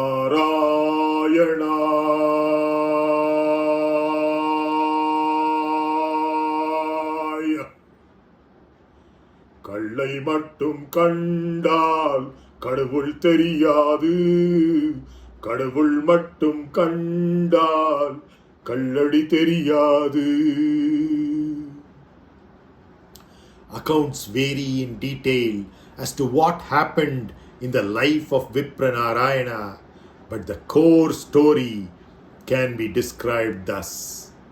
He was very much engrossed in supplying ourselves with flower garlands every day. His flower garden, radiant with a wide variety of colorful flowers, and especially tulasi leaves. So Brindavana, Brinda or Vrinda is another name for the tulasi. And that's why the playground of Krishna near Mathura, Gokul, was called Vrindavana or Brindavana. Vana being forest. It's a forest of tulsi. So we also call the place where great people are buried as their Brindavana for the right reasons. Well, we are talking of Vipranarayana's flower garden, radiant with a wide variety of colorful flowers amidst the greenery of the Tulasi forest. It was a beautiful and serene place. And one day, there's a twist in the tale. Two Devadasi sisters, Devi and Devadevi, were returning to Srirangam after a professional dance performance at the Royal Sora Court in nearby Urayur. The younger sister, Devadevi, happened to be a reincarnation. Many people don't know this. Devadevi, this Devadasi, in the 8th or 9th century CE, Common Era, is a reincarnation of Ramayana's Shurpanaka, or rather our own lust, as per the conformal mapping of Adhyatma Ramayana that we are used to on our YouTube channels of Srimati Vasanta Kumari Sampath, Professor Dinesh Kumar Harur Sampath, and the third channel being Katham.in. By the way, Shurpanaka was at least 6,000 years earlier than Devadevi's times. In some accounts, it goes into lakhs of years. So she had an in-between avatar to at least 4,000 years earlier. as a hunchbacked, what we call as goonie, hunchbacked sandalwood paste supplier. Love the sandal paste smell. And smell is associated with the Mooladhara Chakra, the most basic sense. Well, yes, the same person was Shurpanaka, and 4,000 years back a hunchbacked sandalwood paste supplier. To whom? To the notorious king Kamsa. That goonie, who was earlier Shurpanaka, has now become the Devadasi, Devadevi. So, of course, when she came in as goonie, she again cast her lusty looks on youthful Krishna. Shurpanaka cast her lusty looks on Rama, and therefore received what she deserved from Lakshmana, namely our body. Right? So our body chops off our lust, chops off the sensuality of our lust when our self is in danger from our lust. That's all that the Adhyatmic Ramayana episode of Shurpanaka coming and asking Rama to marry, that she will put an end to the mind, etc., which is Sita. Most people think of what Lakshmana did as brutal, but it's just allegorical to the fact that Lakshmana is nothing but our body. So our body has to chop off the sensuality of our lust, which is Shurpanaka, in order that our self is protected from it, which is Rama. And so is our mind, more importantly, that is Sita. Right? So the same person that time cast the lusty looks on youthful Krishna, providing him the sandalwood paste instead. She used to make the sandalwood paste, give it daily to Kamsa, but that particular day when Krishna walked past, of course, with the goal to eliminate Kamsa, she is giving the same sandal paste meant for Kamsa to Krishna, who put it on his chest. Impressed by the devotional service or seva of this goonie, our own attractive principle, Krishna is nothing but not a person only, not only a historical person, but our own attractive principle here and now. So impressed, our own attractive principle had transformed this goonie or hunchbacked sandalwood paste supplier, or rather our slightly refined lust. Lust in its most worst form was Shurpanaka. Slightly more refined lust is this goonie supplying sandalwood paste to Kamsa. So what did our own attractive principle do?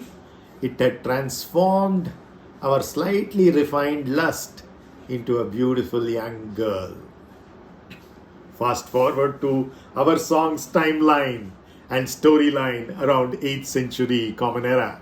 While passing through Vipranarayana's flower garden, Devadevi, this final time, was attracted by the beauty of not ourself, but our self's Vanamala, which is nothing but Vipranarayana.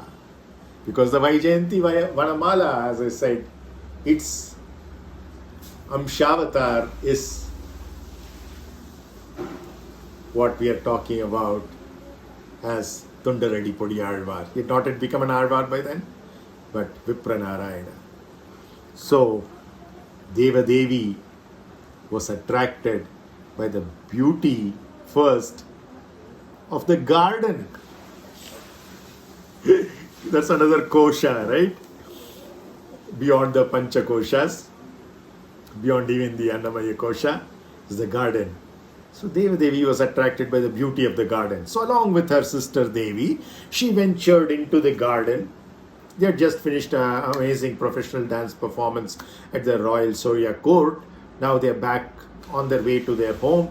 Their palanquins stop. because the younger sister wants to visit this garden. So they venture into the garden and then explore its sensual offerings.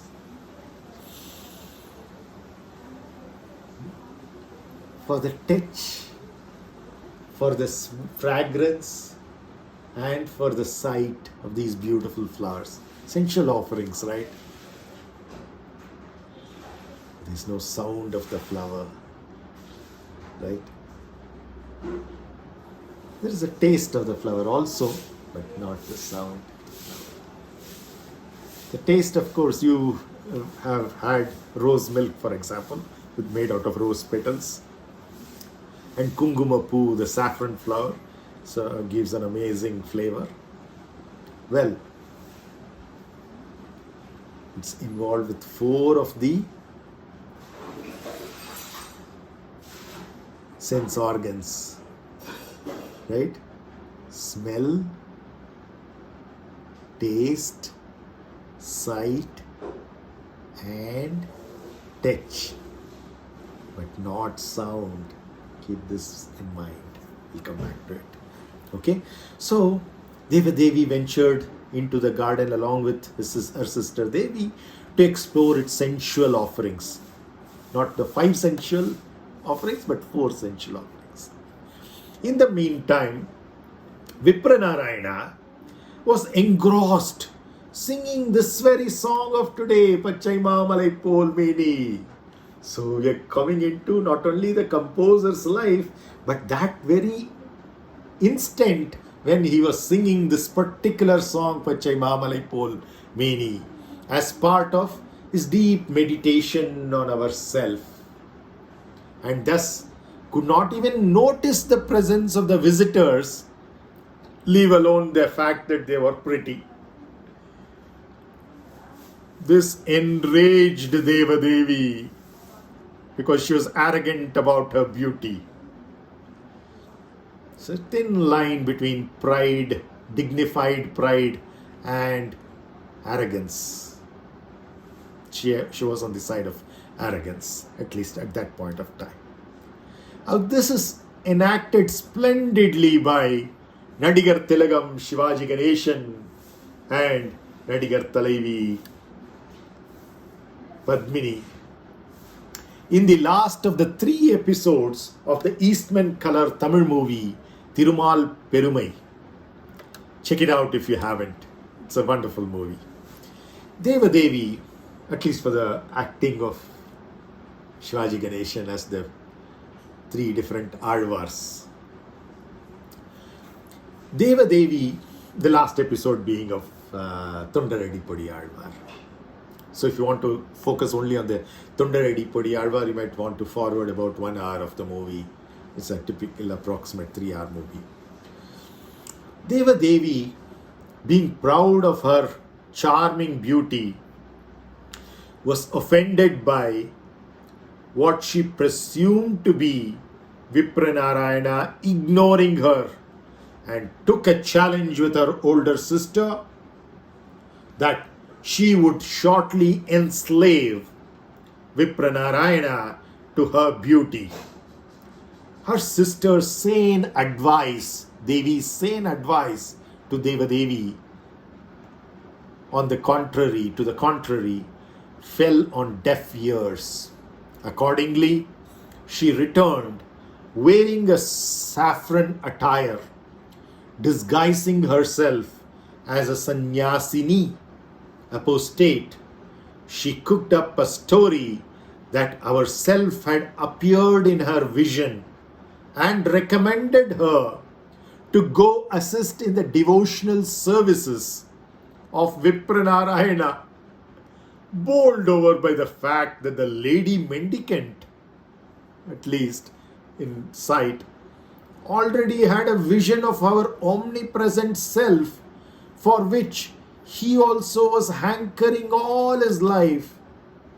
Vipranarayana acceded to the Devi request to assist him in the service of ourself. Nonetheless, Vipranarayana set certain boundaries and provided her an access only to his gardens and kept his hut inaccessible. She can't enter the hut. As our Rangalila unfolded further, Lakshmana Rekha was also another such boundary which was violated.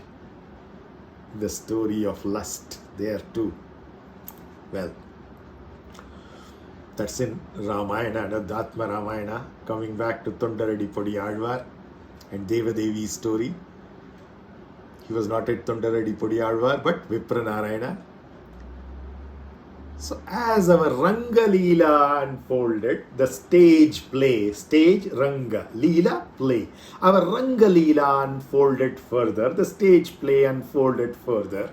One night, there was a thunderstorm, causing heavy rains. Lacking shade, Devadevi got drenched.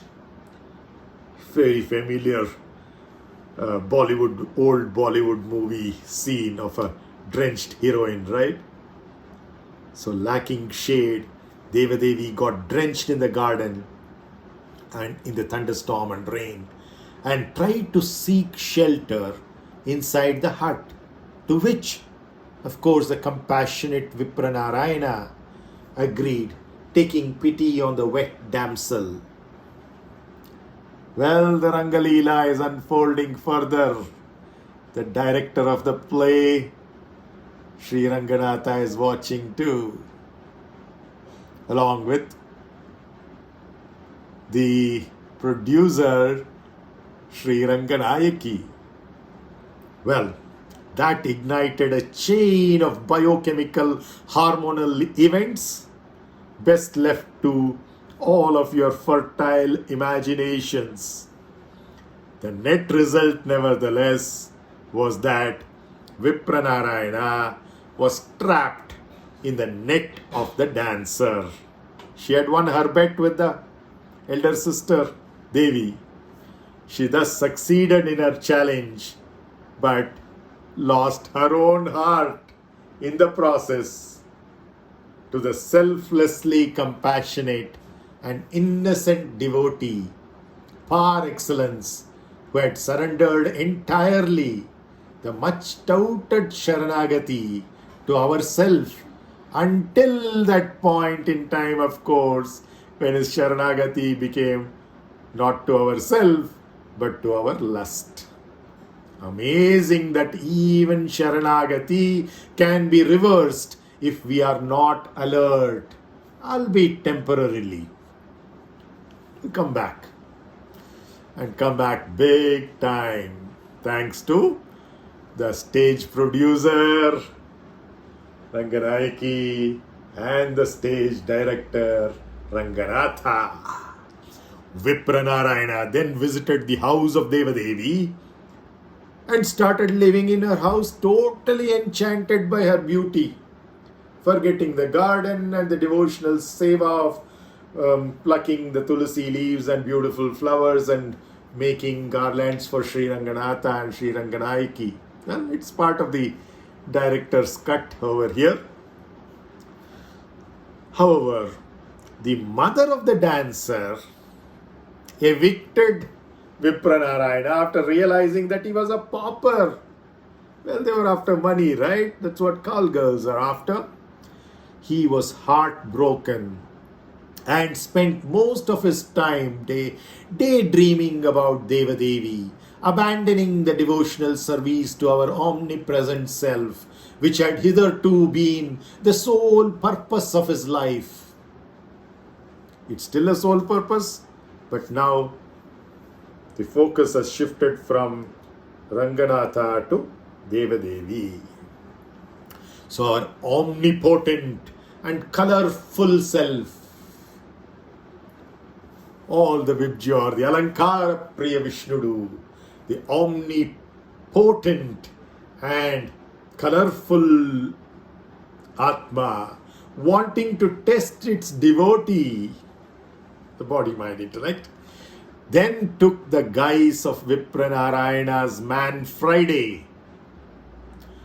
Yes, claimed to be a servant of Vipranarayana, a messenger of Vipranarayana, and took one of its own golden vessels from the temple sanctum sanctorum and delivered it to Devadevi's greedy mother, after announcing he is a disciple of Vipranarayana and that his boss, the āzhwār, had sent him to deliver the golden vessel as a gift.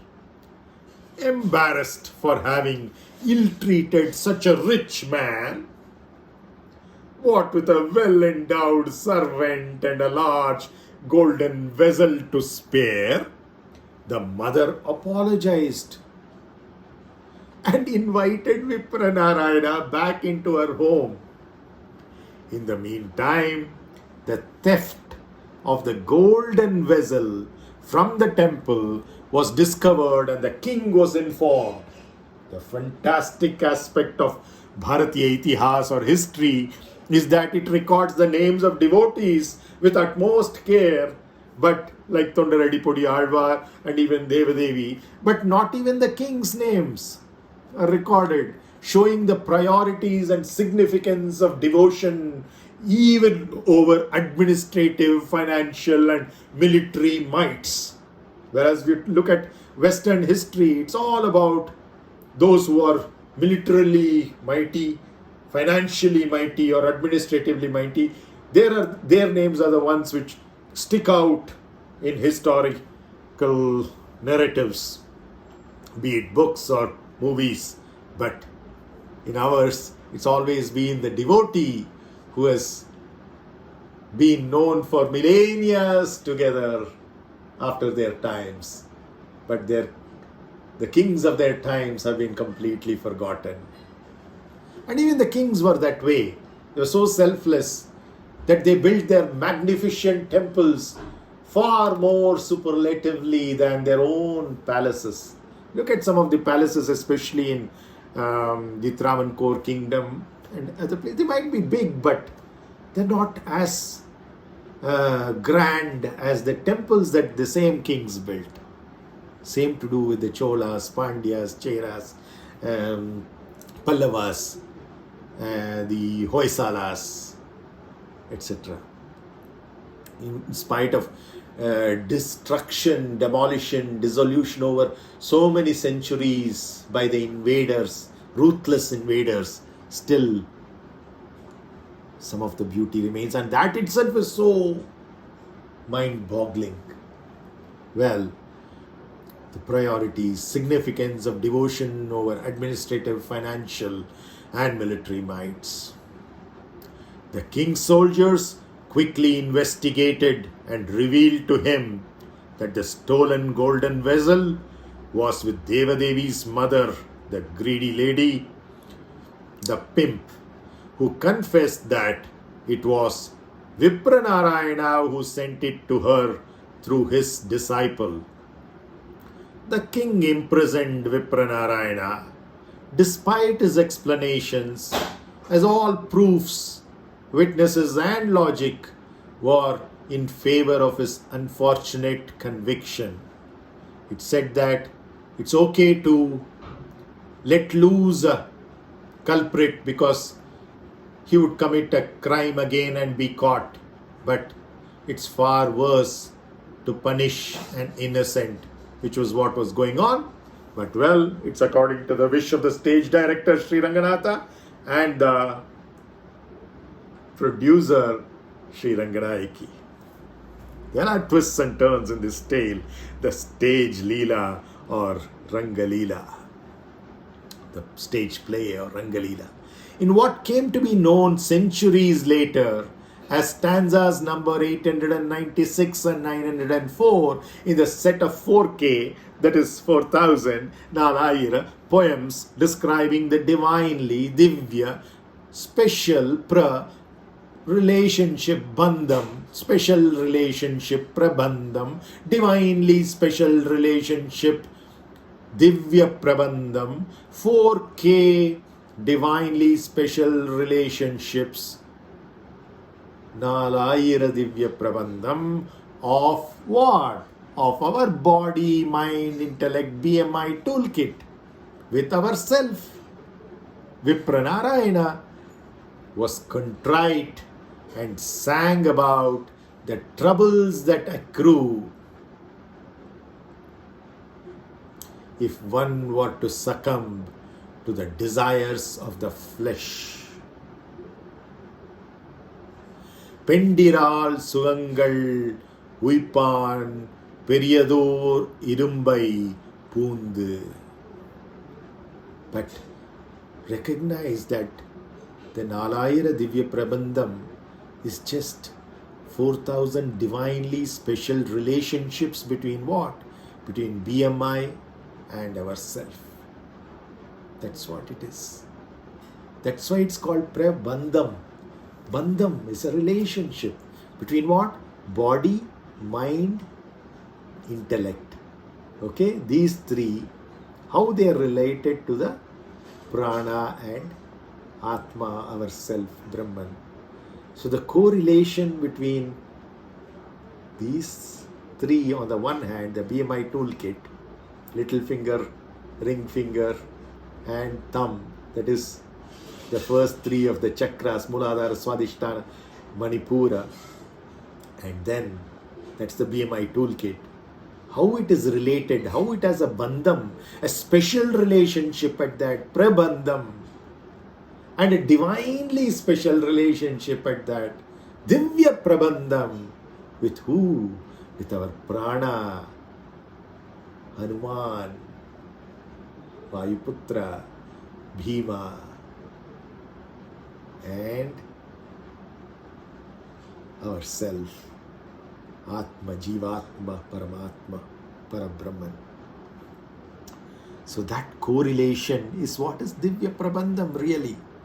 Most people who know the Divya Prabandham by heart, who sing it so well, still don't realize this beautiful correlation, that they think it is singing about somebody somewhere in Vaikunta, far, far away, whom we will reach after resting in peace for a long time, many millennia later. That is a Western import. Resting in peace, waiting for the judgment day to be in Jannat, heaven. No. It's these beautiful, let's live it. These 4k poems describing the divinely special relationship of our body, mind and intellect toolkit with our life energy, breath, prana, and our self, Atma, Paramatma, Parabrahman. So Vipranarayana was contrite and sang about the troubles that accrue if one were to succumb to the desires of the flesh. Pendiral, Sugangal, Uipan, Periyador, Idumbai, Pundu. This is the nālāyiradivyaprabandham number, stanza number 876. All of what toNDaraDipodi āzhwār has contributed has been in the Mudallāyiram, the first 1,000 of the 4,000.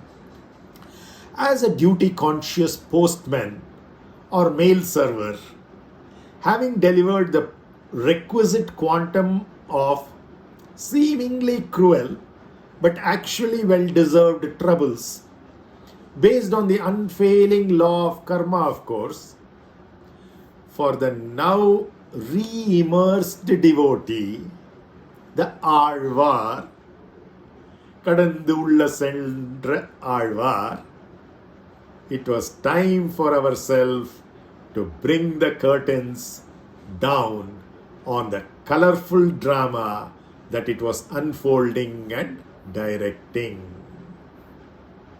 As a duty-conscious postman or mail server, having delivered the requisite quantum, because dosage is important, right? Having delivered the requisite quantum of seemingly cruel, bitter pill, sugar-coated, but actually well-deserved to cure well-deserved troubles based on the unfailing law of karma, succumb to lust, this is what you get in return. Every action has an equal and opposite reaction. the jail. For the now re-immersed devotee, the āzhwār, it was time for ourselves, the director-producer combo, Sri Ranganayaki Sameta Sri Ranganatha, Perum Tayar and Perum Tandayar.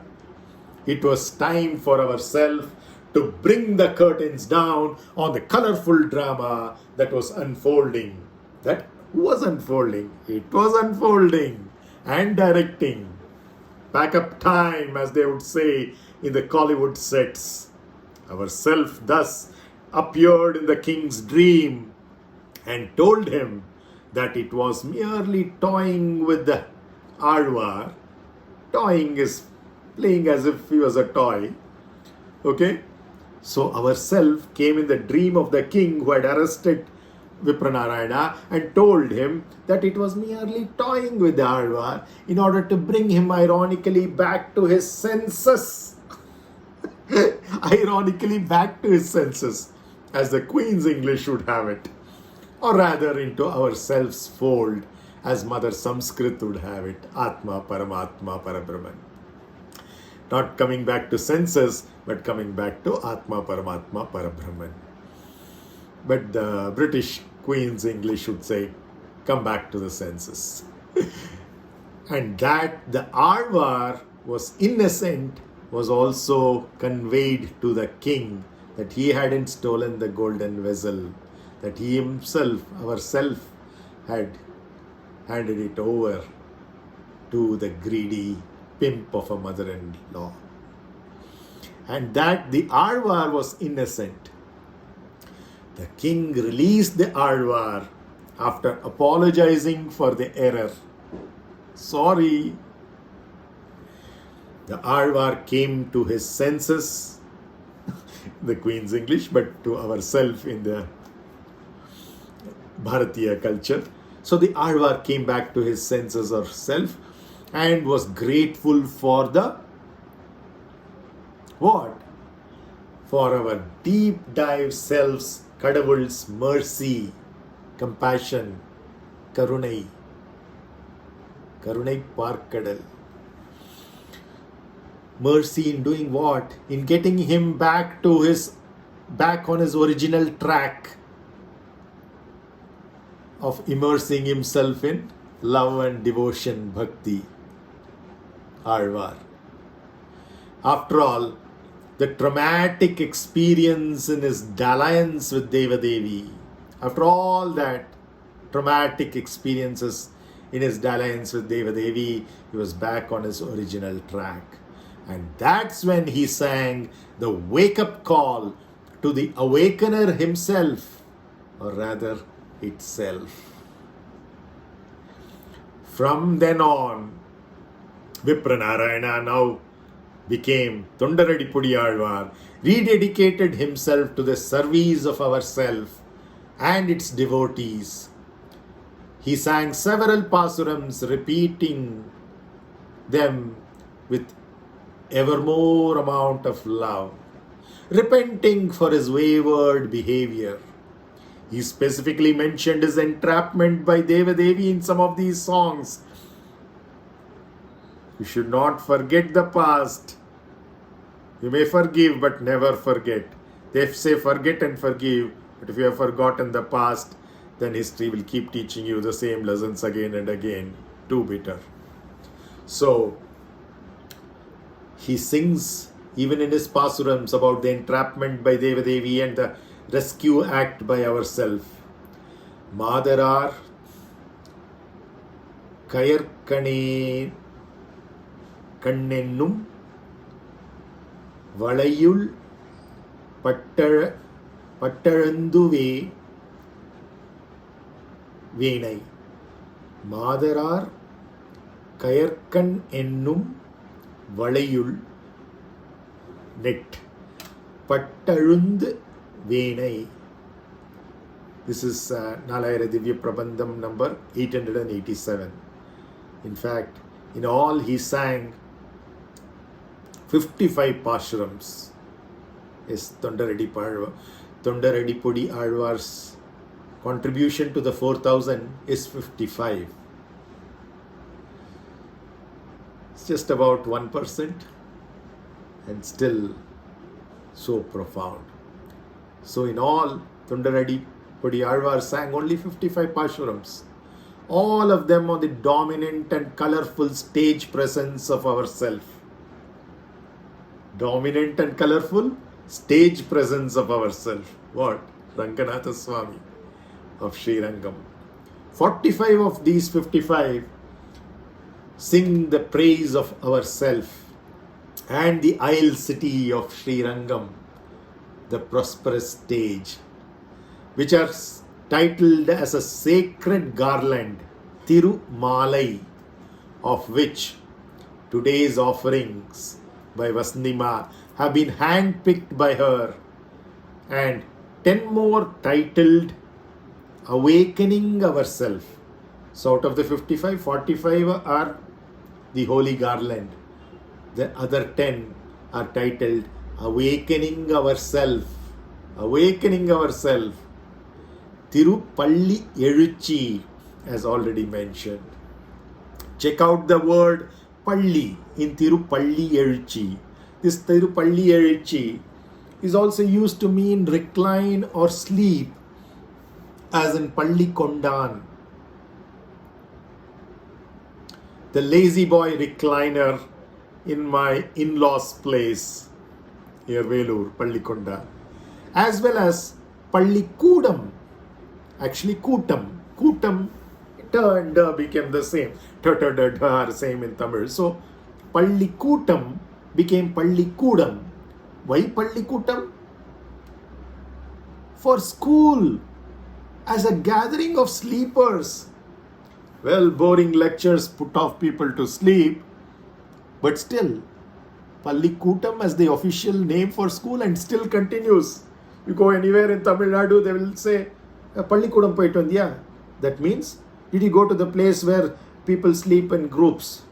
Not for orgies, no, for rest. Pallikudam for school as a gathering of sleepers? A shocking vocabulary still employed in Tamil Nadu, not merely for the sleeping period in the kindergartner's play school, but all levels of schooling they call it Pallikudam. Stupid. English has moved on to refer to terrorists in hiding as the sleeper cells. The real sleeper cells are those terrorists in hiding who you don't even know are terrorists.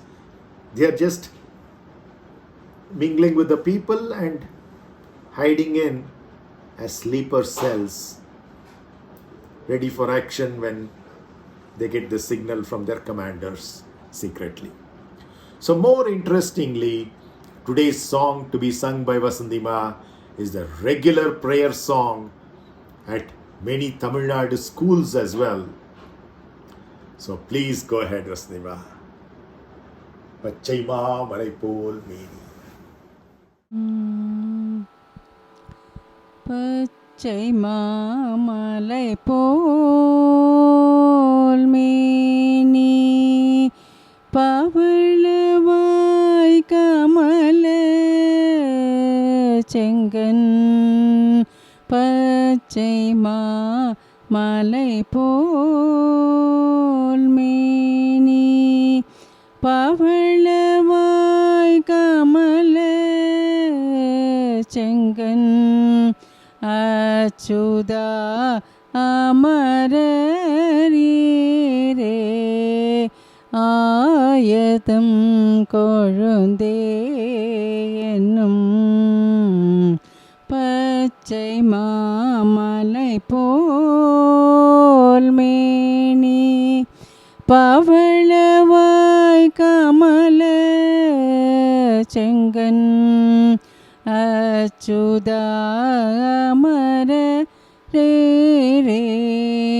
ஆயதம் கொழுந்தே என்னும் இச்சுவை தவிர யான் போய் இந்திரலோகம் ஆளும் இச்சுவை தவிர யான் போய் இந்திரலோகம் ஆளும்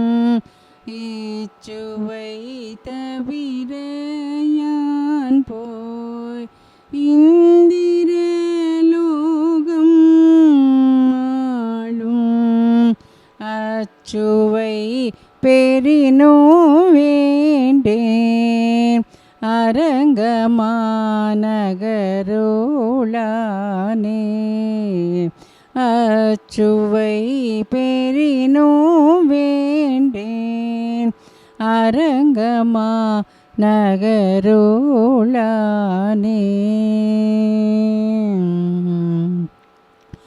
ஊரிலேன் காணி இல்லை உறவு மற்றொருவரில்லை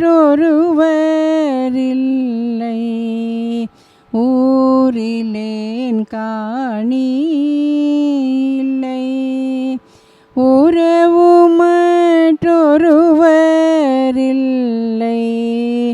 பாரினில் நின் பாத மூலம் பற்றினேன் பரமமூர்த்தி ஊரிலேன் காணி இல்லை உறவு மற்றொருவரில்லை பாரினில் நின் பாத மூலம் பற்றினேன் பரமமூர்த்தி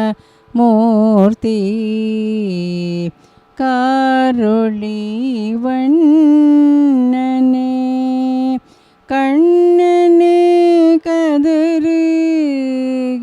கதறுகின்றேன் காரொளி வண்ணனே கண்ணனே கதறுகின்றேன் ஆருளர்களை கண்ணம்மா அரங்கமாநகரோளானே ஆருளர்களை கண்ணம்மா அரங்கமாநகரோளானே கோவிந்த கோவிந்த கோபால கோவிந்த ராதாரமண ஹரி கோவிந்த கோவிந்த கோவிந்த கோவிந்த கோபால கோவிந்த ராதாரமண ஹரி கோவிந்த கோவிந்த கேசவ மாதவ நாராயண கேசவ மாதவ நாராயண கோவிந்த கோவிந்த கோவிந்த கோவிந்த விட்டல விட்டல பாண்டுரங்க விட்டல விட்டல விட்டல பாண்டுரங்க விட்டல விட்டல விட்டல பாண்டுரங்க விட்டல விட்டல பண்டரிநாத விட்டல விட்டல விட்டல பாண்டுரங்க விட்டல விட்டல விட்டல பண்டரிநாத விட்டல விட்டல விட்டல பாண்டுரங்க விட்டல விட்டல விட்டல பண்டரிநாத விட்டல Jai பண்டரிநாதனுக்கு Jai.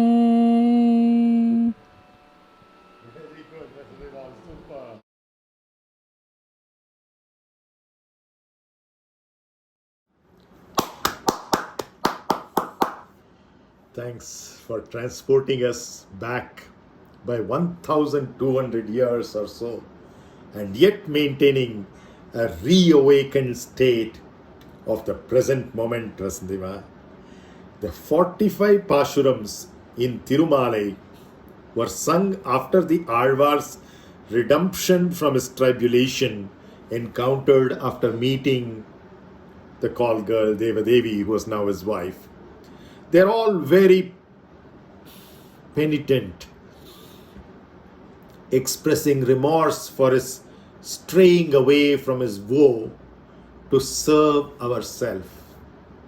In addition, They serve as a guidance for the devotees. āzhwār's Tirupalli Ezhuchi, the 10 stanzas, are in synchrony with what Valmiki Maharishi, the original author of the Srimad Ramayanam in Sanskrit, the greatest and the very first poet of the entire world of humanity, Valmiki Maharishi wrote in a couplet describing how the great seer Vishwamitra awakens our self in all its pleasantness as Rama. In the chaotic jungle of our day-to-day life, awakening ourselves in the chaotic jungle of our everyday life with the words Kausalya Supraja Rama Purva Sandhya Pravartate Uttishta Narashardhula Kartavyam Devamanikam Uttishta Uttishta Govinda Uttishta Garuda Dvaja Uttishta Kamala Kanta Trailokyam Mangalam Kuru Matas Samasta Jagata Madhukaita Bhare Bhaksho Viharini Manohara Divyamurte Shri Venkatesha Daite Tava Suprabhatam. The equivalent Tirupalli Ezhuchi, 10 pasurams, also formed the model for the famous Suprabhatam composed by Annangar Acharya that is sung to awaken ourselves at Tirumala Tirupati Devasthanam as well. So next let us look at the main pāsuram sung by Vasandima today. toNDaraDipodi āzhwār visited the Sanctum Sanctorum in Srirangam and at once was impressed by the magnificence of the reclining Lord, which is our own self, and burst into today's song.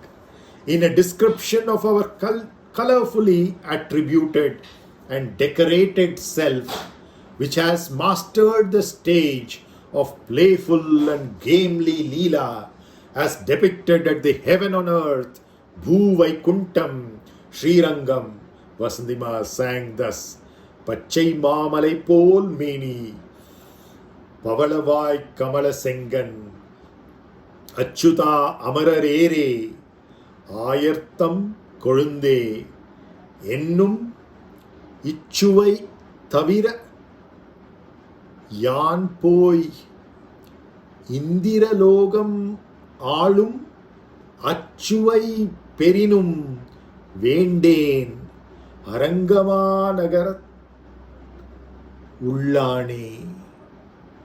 It's the nālāyiradivyaprabandham number 873.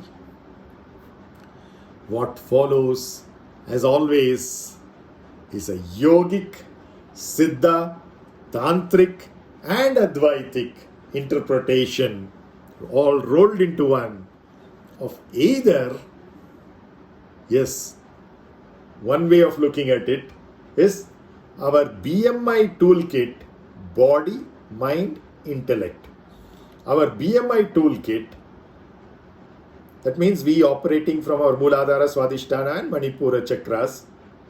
Our BMI toolkit, so one way of looking at this song is our BMI toolkit perceiving our real self, that is here, as its parent.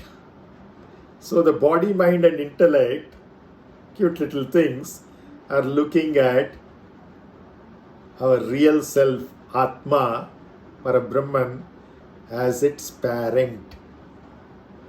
So there's one way of looking at this song, Pachai Malai Pol Meni, these body, mind, intellect singing to the Atma.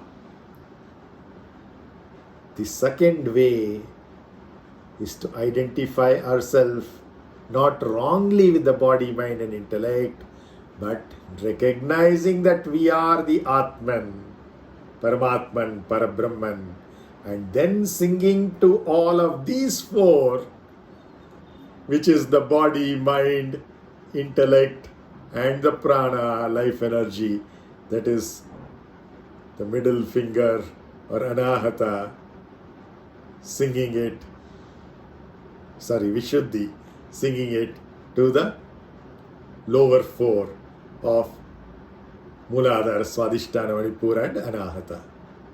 So there are two ways of looking at this song. We'll see both of these, okay?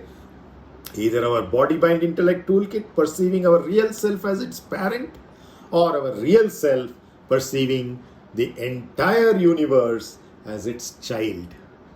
Okay? We can either see it as a parent or a child, and still this song will work. Let's see how. In both of these perspectives, the allegorical descriptions work perfectly with the following 6 attributes corresponding to the positive and negative directions of a 3-dimensional field. 3 axes.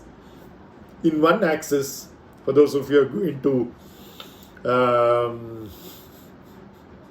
not just eating but cooking, culinary skills, there are 3 dimensions to tastes. Actually 6 tastes, but 3 dimensions to the tastes. On one axis, it's called the bitter-sweet axis. Go on the positive side, it is sweet. You go on the negative side, it is bitter. This way it's bitter, this way it is sweet. So that is one axis. Let's say the x-axis. Now, let's go to the y-axis. For the y-axis, on one side, it is sour, the other side, it is salty. So it's called this was the bitter-sweet axis. This is the salty sour axis, salty sour axis, which is essentially the y-axis. Coming to the z-axis or z-axis, it is the spicy astringent axis. On one side it is spicy, other side it is astringent. Like vinegar, for those of you who are not familiar with the astringent taste. So now there are these 6 tastes, and we will look at in this song actually pachai malai pol meni. It's only the first of 6 descriptions or adjectives or epithets of who we are, either as a parent or as a child. Parent, if we recognize our true self, true nature as Atman, then we become the parent, entire universe becomes our child. But if we are still a lower level sadhaka, then we think sometimes that we are body, mind, intellect. At that time, we look at the entire universe as our parent and we become the child. In either case, these 6 adjectives of bitter, sweet, salt, sour, spicy, astringent will work. Let's go to them one by one. Okay? The first one, what does he say? toNDaraDipodi āzhwār says, pachai malai pol meni. Right? So that is the first of the 6. Let's go one by one. First of the 6, pachai malai pol meni. What does it mean? Well, the frame, meni, of our BMI's true parent, Earth, or ourselves' true child, the momentarily created universe or recreated universe, appears like pole. The frame is many. Apparent appearance is pole. What? A green pachai, fertile with holy basil, and huge, maha in Tamil being maha in Sanskrit, mountain, malai. Understood? Mountain is malai, huge is maha, green is pachai, appearance is pole, and many is frame. So, What are we saying here?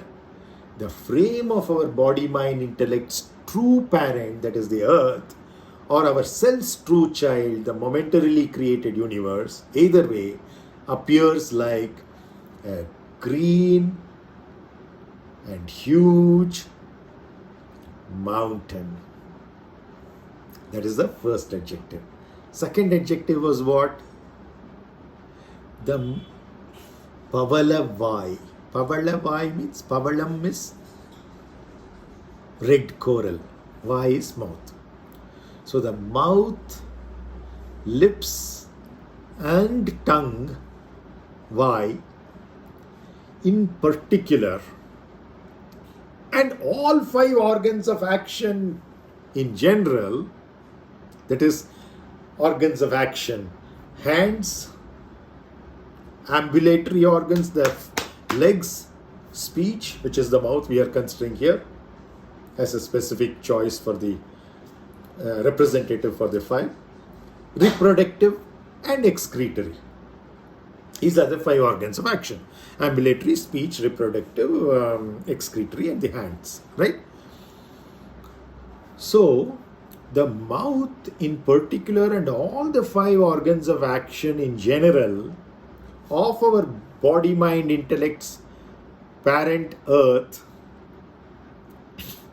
or our self's child, the universe, have the valorously alert, active and disciplined hue or color, shade of what?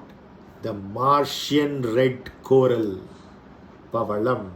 And that's why Pavalam is the gemstone for Mars. You see, we have to be having a valorously alert, active and disciplined hue. And the analogy is with, of course, the Martian red coral. So that was the second of the 6 adjectives. What is the third adjective? Next, in Kamala Sengan. Kamala Sengan. Kamala Sengan. We have the new American Vice President, Kamala Harris, Schengen visa. Kamala Schengen. Well, Americans don't require visas for Schengen nations. Jokes not yet apart, the literarians would translate Kamala Sengan, not any less funnier than Kamala Schengen, as red eyes resembling a lotus. Too literal, right? Just imagine, instead of eyes you have lotus, or even lotus petals for that matter. On our platform, we have discussed such descriptions in detail in prior episodes of what a lotus significantly means, right? Depending upon whether it is a lotus navel or lotus face, for the past and the present, and now for the future, lotus eyes. What does it mean? Detached, dispassionate vision for the future. So for us, Kamala Sengan refers not to Kamala Harris's Schengen visa or the red lotus-like eyes, but Kamala Schengen for us in this channel refers to a visionary leadership which is simultaneously dispassionately detached and yet compassionately observant.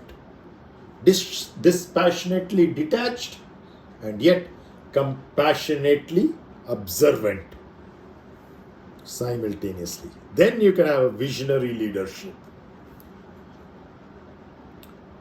Even when the physical eyes seem closed in a supine position, supine slumber, right? So that's the third adjective, right? Let's go to the next line, which has the fourth adjective.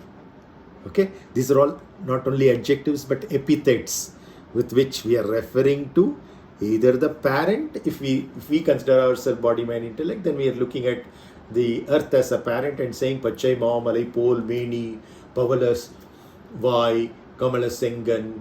We are saying to the mother earth or parent earth. Similarly, if we have already self-realized Jivan Muktas, having attained Nirvana, Mukti, Moksha, then we are the Atman, and we know we are only creating our own universe every moment, recreating it every other moment. Then as Atma, we are looking at the universe that is, we have created our own painting, our own sculptures that we have created this entire universe, and still the Atma says to the universe, its own creation as its own child, Pachai Mam, Alaipol, Meni, Pavalavai, Kamala Sengan. Either way it works. Those are three adjectives or three epithets. The next line we have three more. What is the fourth one? Achyuta. In Sanskrit it is Achyuta. In Tamil, the half cha you are combined and made it as Achyuta. Chuta, Achyuta. No, let's not get into untouchability here, but beyond touch. See, childish is a negative connotation, but childlike is a positive connotation, right? Similarly,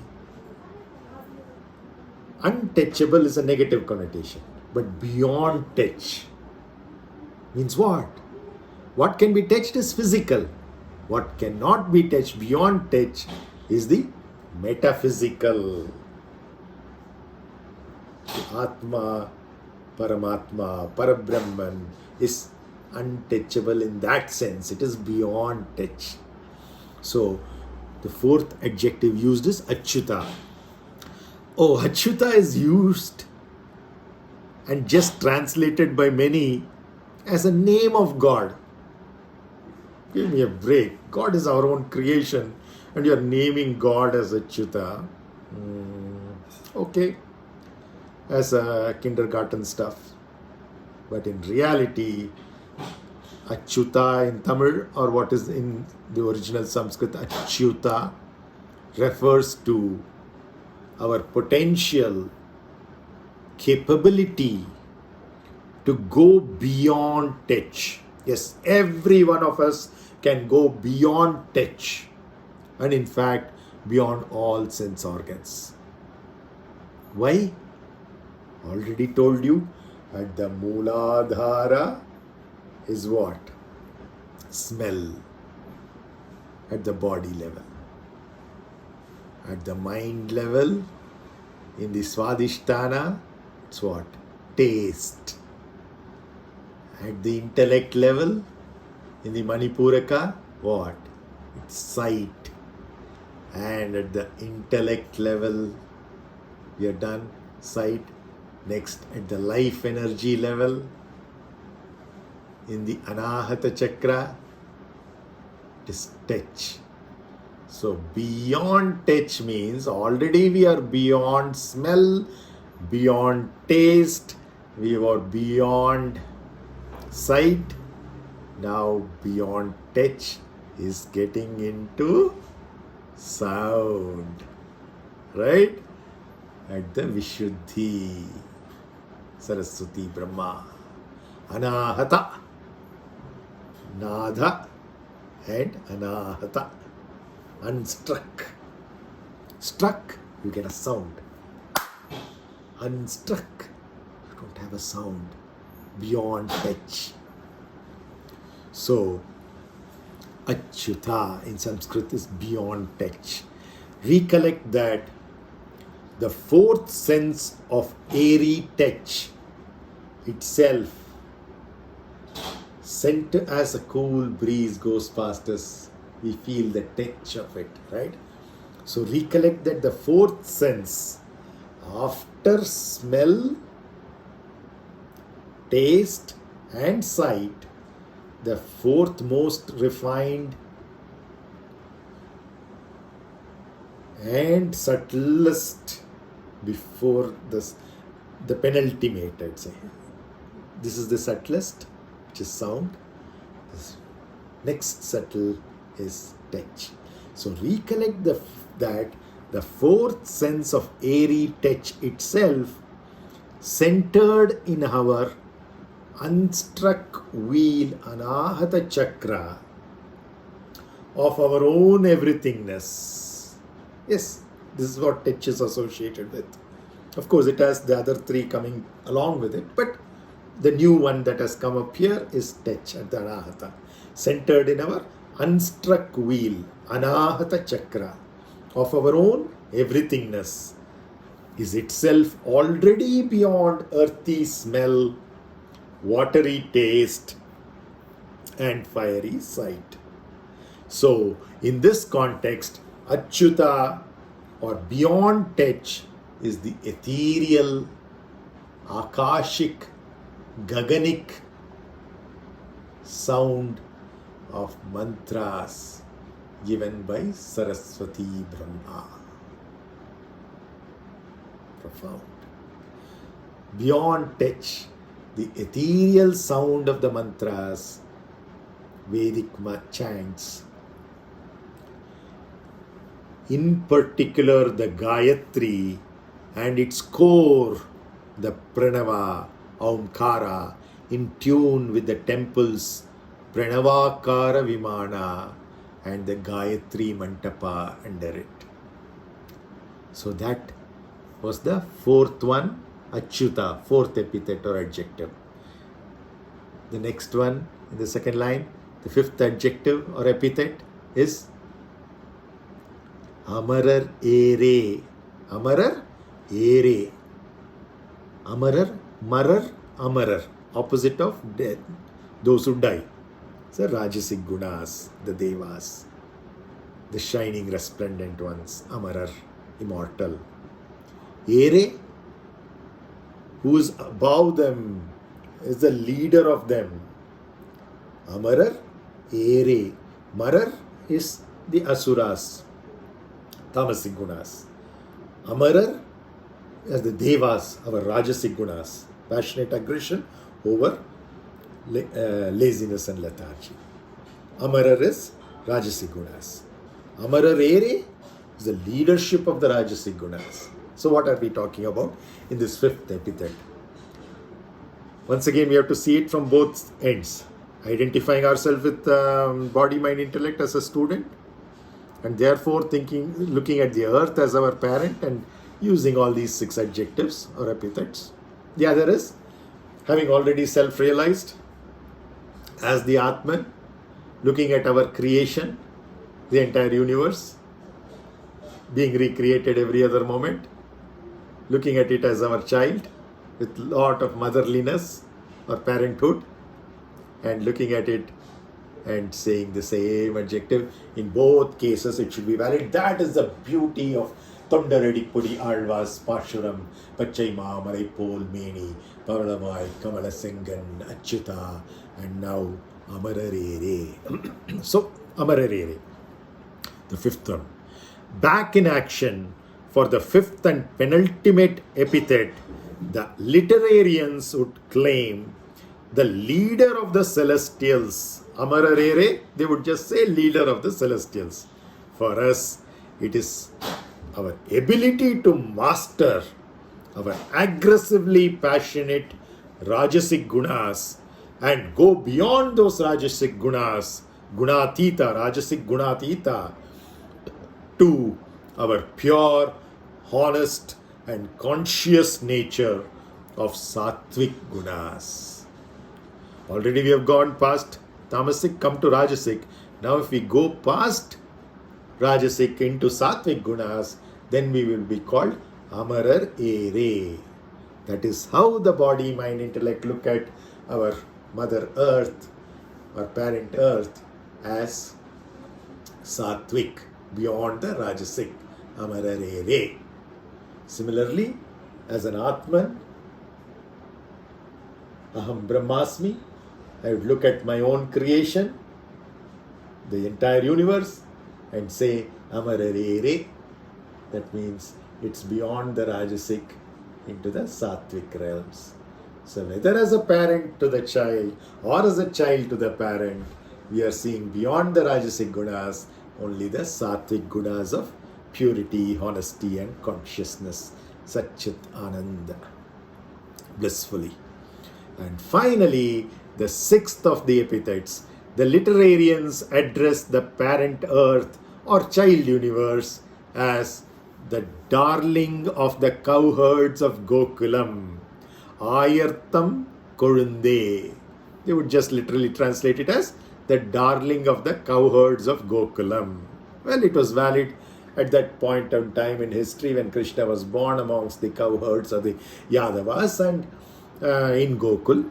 But the deeper takeaway for us in this channel is the fact that the child is indeed the future loving, nurturing, facilitating, caring and sharing parent of humanity. Well, I'm just generalizing and making contemporary the ancient proverb that the child is the father of man.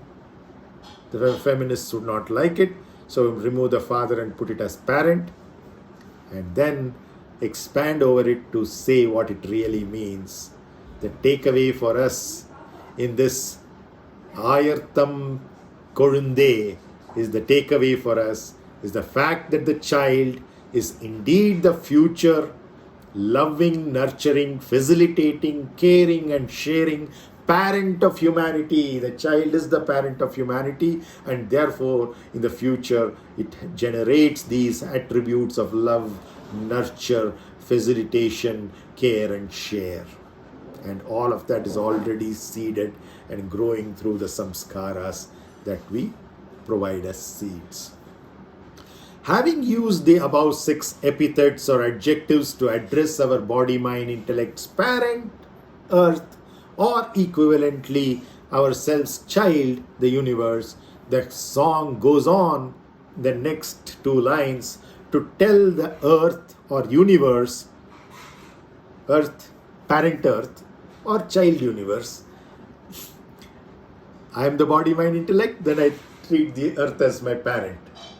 I am the Atma, which is the truth, then I treat the universe as my child.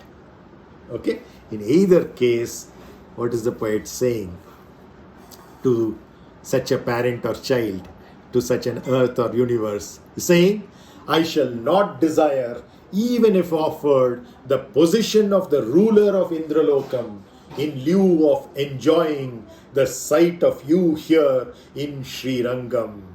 Yennum ichuvai tavira yan poi Indiralogam ஆளும் அச்சுவை பெரினும் வேண்டேன் அரங்கமாநகர் உள்ளானே.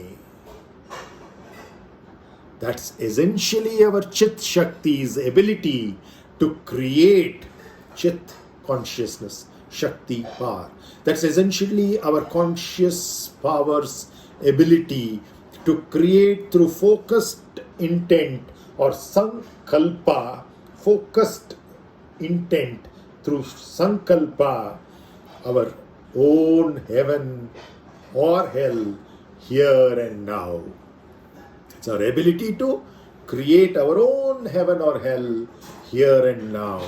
That's what is referred to over here, the Chit Shakti's power. No more postponing and distancing. We don't need to die to rest in peace. We can have peace right here and now. It's for the asking. The next stanza that Vasanthi Ma sang was in the context of toNDaraDipodi āzhwār languishing in the prison and appealing to ourself in the verse, Urilen Kani illai, Uravu matru Uruvar illai, Paril nin Pata moolam, Patrilen Parama Murti, Karuli Vannane en Kannane, Kadurugindren, Arular Talaigan Amma, Arunar Arular Kalaikan Amma Arangama Nagarullani. Special because this is the 900th of the nālāyiradivyaprabandham. And meaning, I have no place or property. I don't have any relatives either. I had only you as my refuge.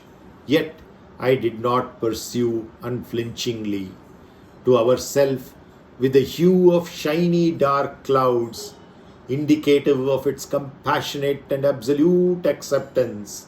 Our body, mind, intellect toolkit is crying desperately and repenting for its wayward behavior over time. Is there anyone other than ourselves who can provide our body, mind, and intellect succor, our self of dynamic prosperity and prosperous dynamism of the stage of Leela, Sri Rangam? The place where the āzhwār was born, Mandangudi, has a temple for Sri Ranganatha, but it is not recognized as a Divya Desham because it was not sung by any āzhwār, not even toNDaraDipodi āzhwār himself, mainly because he migrated away from the village to Sri Rangam forever. When he migrated, he never thought it was forever. It turned out to be forever, thanks to the love at first sight with our stage play director and producer, Sri Ranganatha and Ranganayaki Tayar. The temple in that village, Mandangudi, is referred to as āzhwār Koil in recognition of its famous citizen devotee. The temple is situated at the outskirts of the village near the sugarcane fields. Sri Ranganatha temple is in Mandangudi in Papanasam Taluk of Tanjavur district. 4 of toNDaraDipodi āzhwār's songs are indicative of his intense devotion to our self's dynamic leadership on the stage of prosperity, Ranganatha at Sri Rangam. And 2 more of toNDaraDipodi āzhwār's songs describe the ambience that prevails in Sri Rangam, formed by the rivers Kaveri and its branching tributary and distributary Kollidam, and ourself, who is consecrated there through cutting-edge agamic technology of Prana Pratishta.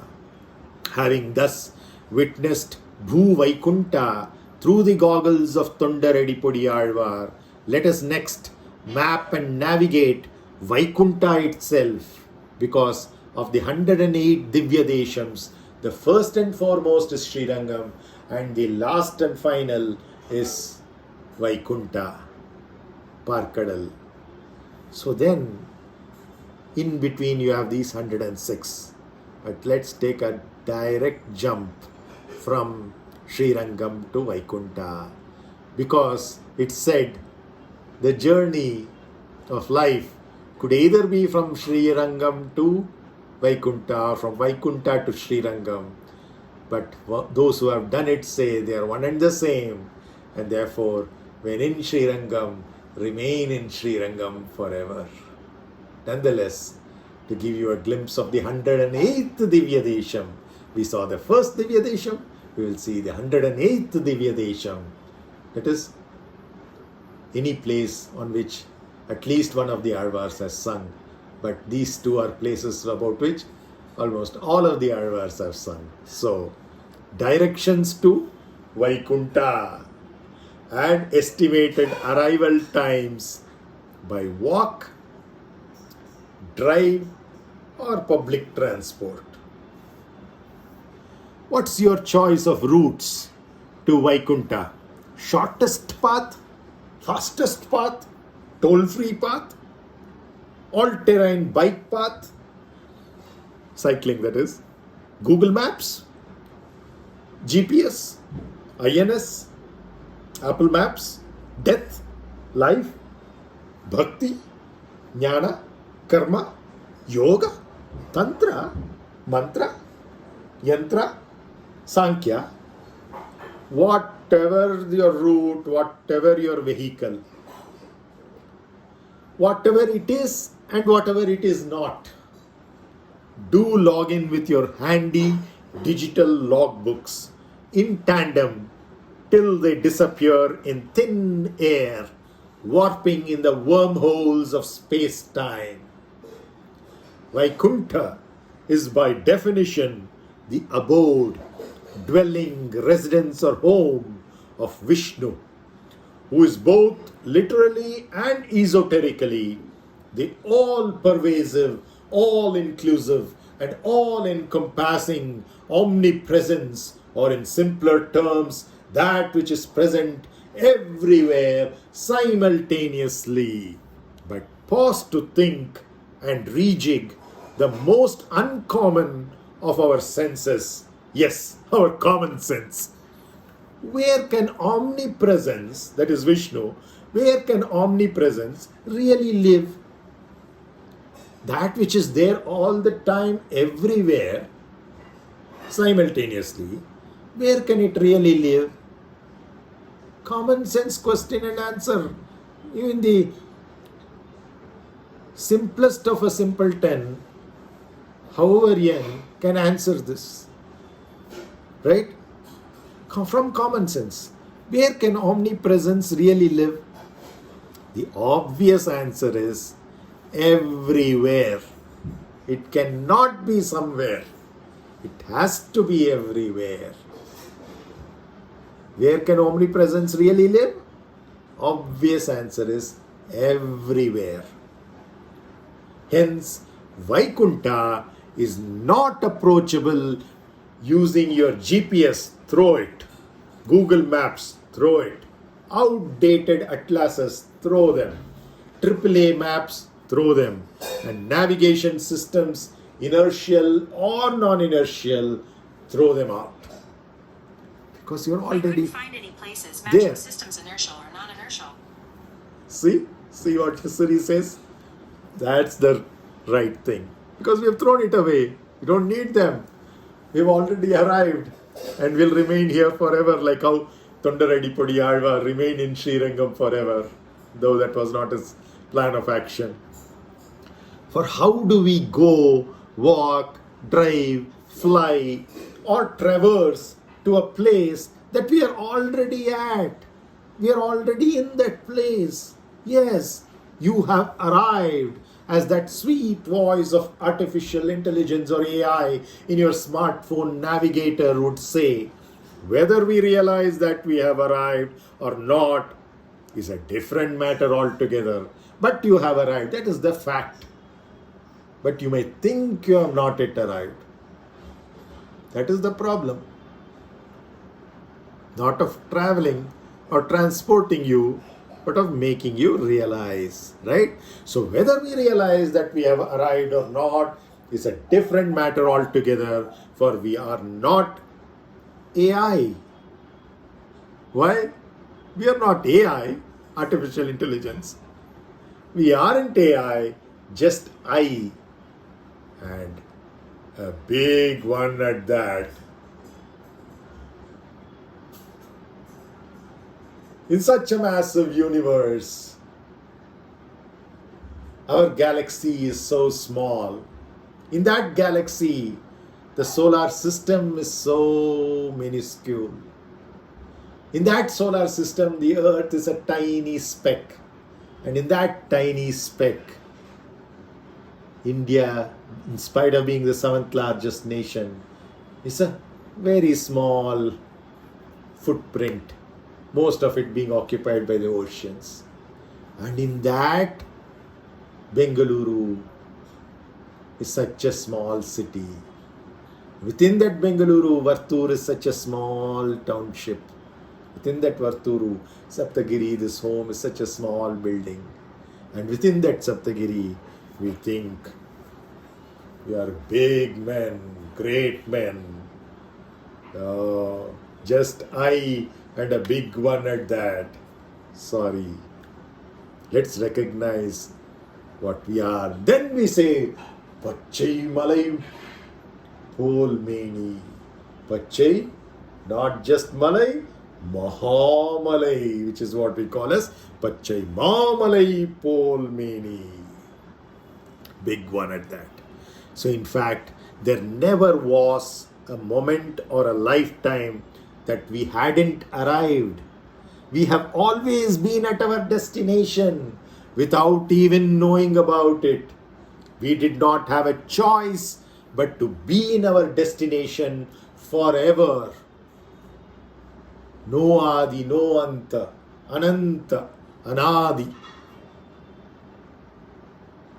Source and destination are for those who are away from either one of them.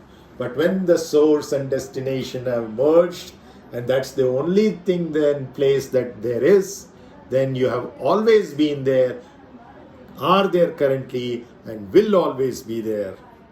As far as knowledge of it is concerned, we have no choice but to be in our destination forever. But as far as knowledge of it is concerned, we surely are blessed with a choice. But then, why are we not making that choice? Are we scared, ignorant, or both? Time to unravel and admit this Akshaya Tritiya. The Dummy's How to Unravel manual for this purpose also happens to be born this same day.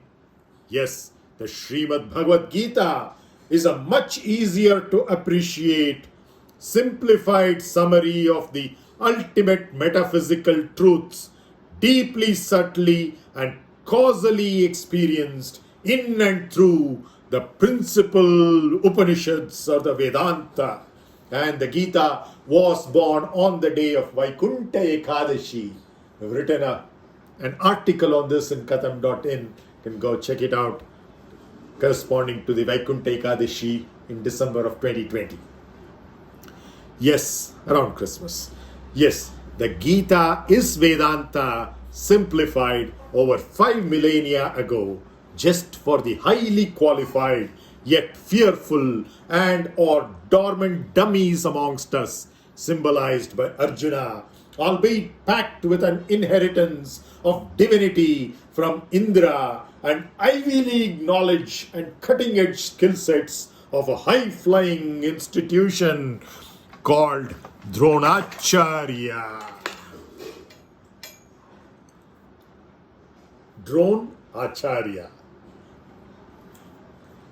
Prosperously massaged by Lakshmi, literally the navigator or one who leads us to our destination omnipresence. Lakshya means goal, right? So Lakshmi is literally the navigator or one who leads us to our destination, but we are already at our destination, right? So prosperously massaged by Lakshmi. Have you seen the portrait of Sri Ranganatha with Sri Devi and Bhudevi massaging his feet? Well, prosperously massaged, but Sri Lakshmi. Prosperously massaged by Lakshmi, literally the navigator or one who leads us to our destination. Omnipresence is our destination where we are already, right? And Lakshmi is a navigator, literally Lakshya Lakshmi, who leads us to our destination of omnipresence or Vishnu. And what is the destination doing? It's relaxing on the triple identity of one, infinity, and zero. One, infinity, and zero. One, Adi, infinity, Ananta, without ending. Shesha, remainder, zero. So, relaxing on the triple identity of one, infinity, zero is our destination of omnipresence or Vishnu. Floating on the very essence of all wisdom, artistically represented by the primeval ocean of milk, Kshira Sagara, Parkadal.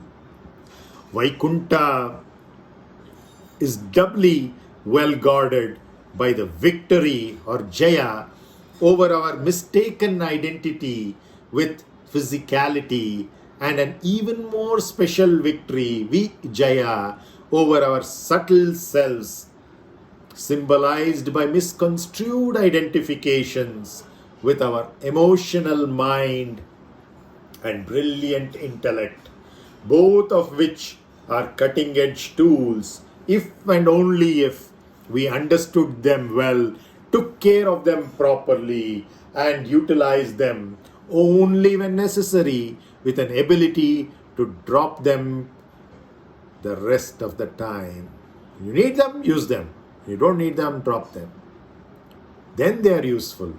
If they are always hanging around with you, then you tend to think that you are all of them, which you are not. They are just your tools. It's a toolkit. When you need it, use it. Otherwise, pack it, and you alone are. At the most, the prana is with you.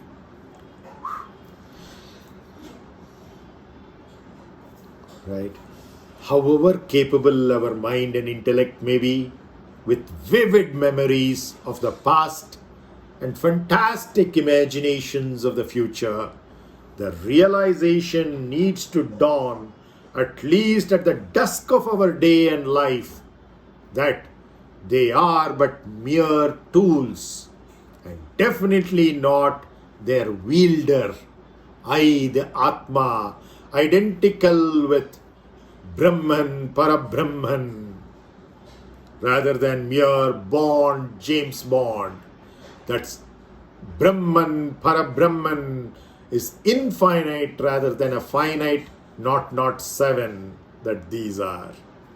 Mankind's original source of glorious knowledge, Rigveda, first refers to Vaikunta as the supreme path to omnipresence, Vishnoha Paramam Padam in Rigveda 122:20, while two prerequisites for the Middle Eastern and Western notions of heaven, that is Jannat, are to die and rest in peace. Without that you can't go. You have to first die, then you have to rest in peace in a coffin, and then only you go. No such qualifications are expected to access Vaikunta because you're already in it, here and now. It's for you to open your inner eye to see it. You can't see it with your outer eyes. You can't hear it with your outer ears. You can't taste it with your outer tongue. You can't touch it with your outer skin. You can't smell it with your outer nostrils. It has to be through the inner perception of the third eye. In deep meditation, not as an exercise for some minutes, but a state in which you are all the time, irrespective of what you're doing, with the physical eyes open or closed. Even the devotionally inclined Purana called Srimad Bhagavatam in 11:25-22 refers to Vaikunta as the destination of those who have transcended the three qualities, Trigunatita, of lethargy, passion and purity too. Even when alive, Jivan Mukta, hinting thus to the discernment that Vaikunta is actually a state of mind here and now, not necessarily distancing it to a faraway paradise at a future point in time. No, never.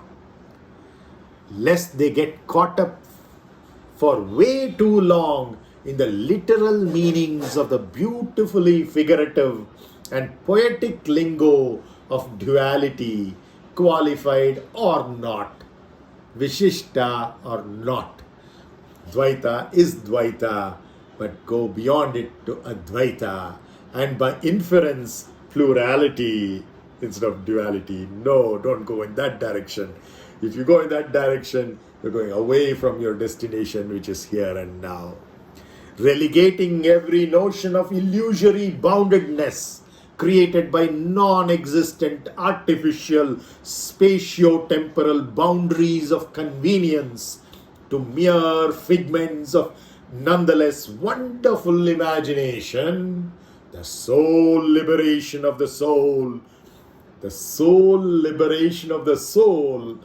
is indeed even skyless, Kaivalya Moksha. So you go beyond your Vishuddhi chakras, Akashic ethereal nature, to the metaphysical Agnya, Sasrara, Pitru and Guru chakras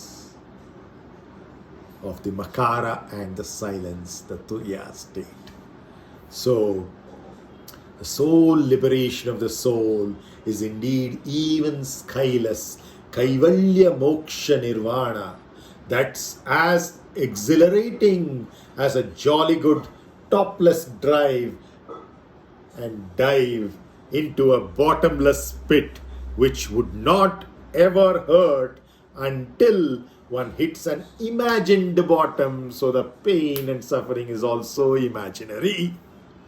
Also known variously as the universal universe, Vishnu Loka, eternal elemental splendor, Nitya Vibhuti, Nitya eternal elemental bhuti, splendor, Nitya Vibhutis, eternal elemental splendor, sacred and supreme path to the ultimate destination, Tirumālai. It all essentially boils down to Vaikunta, here and now, the very theme and motto of our sister channel, Katham.in as well. While Vaikunta is everywhere, being the home of our own everythingness, omnipresent everythingness, Kailash is nowhere, being the home of our own nothingness. Shrinking space-time, Kala Mahakala, to their non-existential artificiality of illusion or Maya. The Himalayan paradise of Mount Kailash is but a taste sample of the real Kailash on earth. Just as Sri Rangam is said to be Bhu Vaikunta, the Kailash that you see in the Himalayas is only Bhu Kailash. The real Kailash is nowhere. And the real Vaikunta is everywhere. Just as much as total destruction, impartial demolition, and absolute dissolution are all the prerogative of our own nothingness, with the ultimate power literally as its better half. Ultimate power, Adi Shakti, Parashakti, Mahashakti, Icha Shakti, Kriya Shakti, Jnana Shakti. So our own nothingness has the ultimate power literally as its better half. Ardhanarishvara Tattva. When you say better half, you usually refer to a spouse, but in Ardhanarishvara's case, it is actually the better half, even literally. So it's not mere serendipity that the significant tasks of preservation, sustenance, and maintenance are associated with omnipresence of our own everythingness, supported by its own energy of prosperity. That is what is Lakshmi, the navigator. For the welfare of one is in the welfare of all.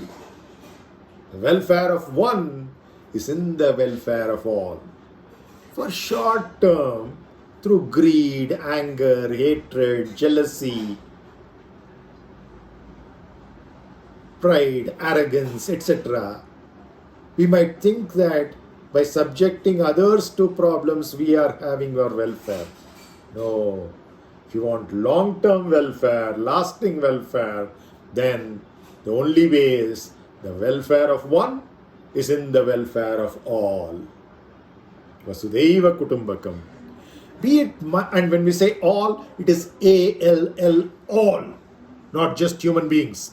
Be it microorganisms, plant, animal, human, or the so-called inanimate objects of nature.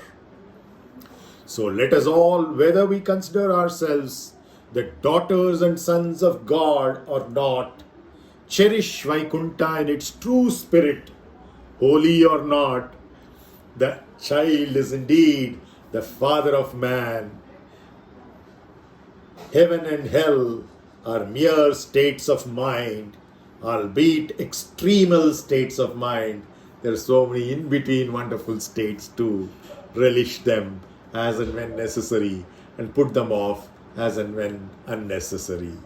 No once, however, black or white, only shades of grey, which blend, morph, corrode, creep, fracture, wear, fatigue and metamorphose over time, fluctuating towards either of these extremes states of mind called heaven and hell. The question remains, where or in which shade of grey are you here and now? You cannot but answer it subjectively and experientially through total involvement with life.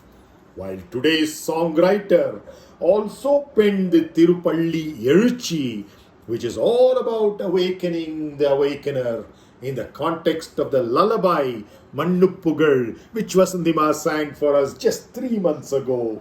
I had described to you all about Suprabhatams to various deities, literally as the good morning songs, being quite popular as early morning invocations to awaken various aspects of the divinity within us. Ganesha at the Mooladhara, Muruga at the Swadhisthana, Ayyappa at the Manipuraka, Lakshmi Narayana, Hanuman, Garuda, and Sapta Rishis at the Anahata, Saraswati, Brahma at the Vishuddhi, Adishakti, Parashakti, Durga, Kalika, Parameshwari at the Agnya, and Shiva, Mahakala, Rudra, Kala Bhairava at the Sahasrara, the Matrus and Pitrus, and then the Guru, Gayatri. So, various aspects of the divinity within us. Ours is perhaps the unique culture in which we also have lullabies to put back our own divinity to slumber. Why on earth would we want to do that? Put divinity to sleep? Wouldn't an eternally awakened divinity be better? Well, that's part of our own beautifully playful Leela, in which we relish role-playing, simultaneously entertaining and educative games with various aspects of ourselves. We do a lot of playing and role-playing, simultaneously entertaining and educative games with various aspects of ourselves. This purpose of the lullaby, in particular, like Mannuppugal that Vasnima sang 3 months back, is in recognition of the fact that Jagruta Avastha, Mooladhara, Swapna Avastha, and the Sushupti Avastha, waking, dream and deep sleep states associated with set of 3 chakras each, Mooladhara, Swadhisthana, Manipura, ring finger, little finger, thumb, associated with the Akara or the Jagruta Sthana or the waking state, and then the Arahata, Vishuddhi and Agnya associated with the life energy processes, the Rajas, the Ukara and the Swapnasthana or dream state, and then finally the Sahasrara, Pitru Chakra and the Guru Chakra of Gayatri as the Makara or Sushupti, the deep sleep state of dreamlessness, complete restfulness. And then the Turyavastha, where you maintain that restfulness of sattva, but you've gone trigunatita, and therefore not only you have restfulness but also awareness, that silence between two chants of Omkara. Notice it.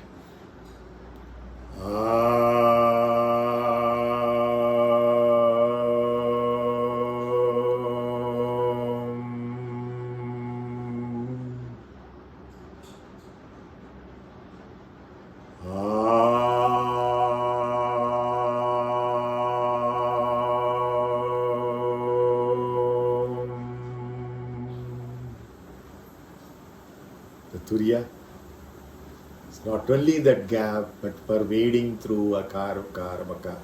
It exists even when none of them do. That's it. Turiyavastha. So, the Jagrita Avastha, Swapna Avastha, and Sushupti Avastha, or waking dream and deep sleep states are all integral parts of life.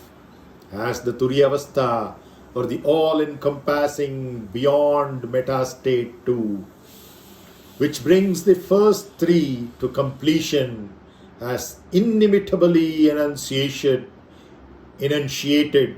in my all-time favorite Mandukya Upanishad.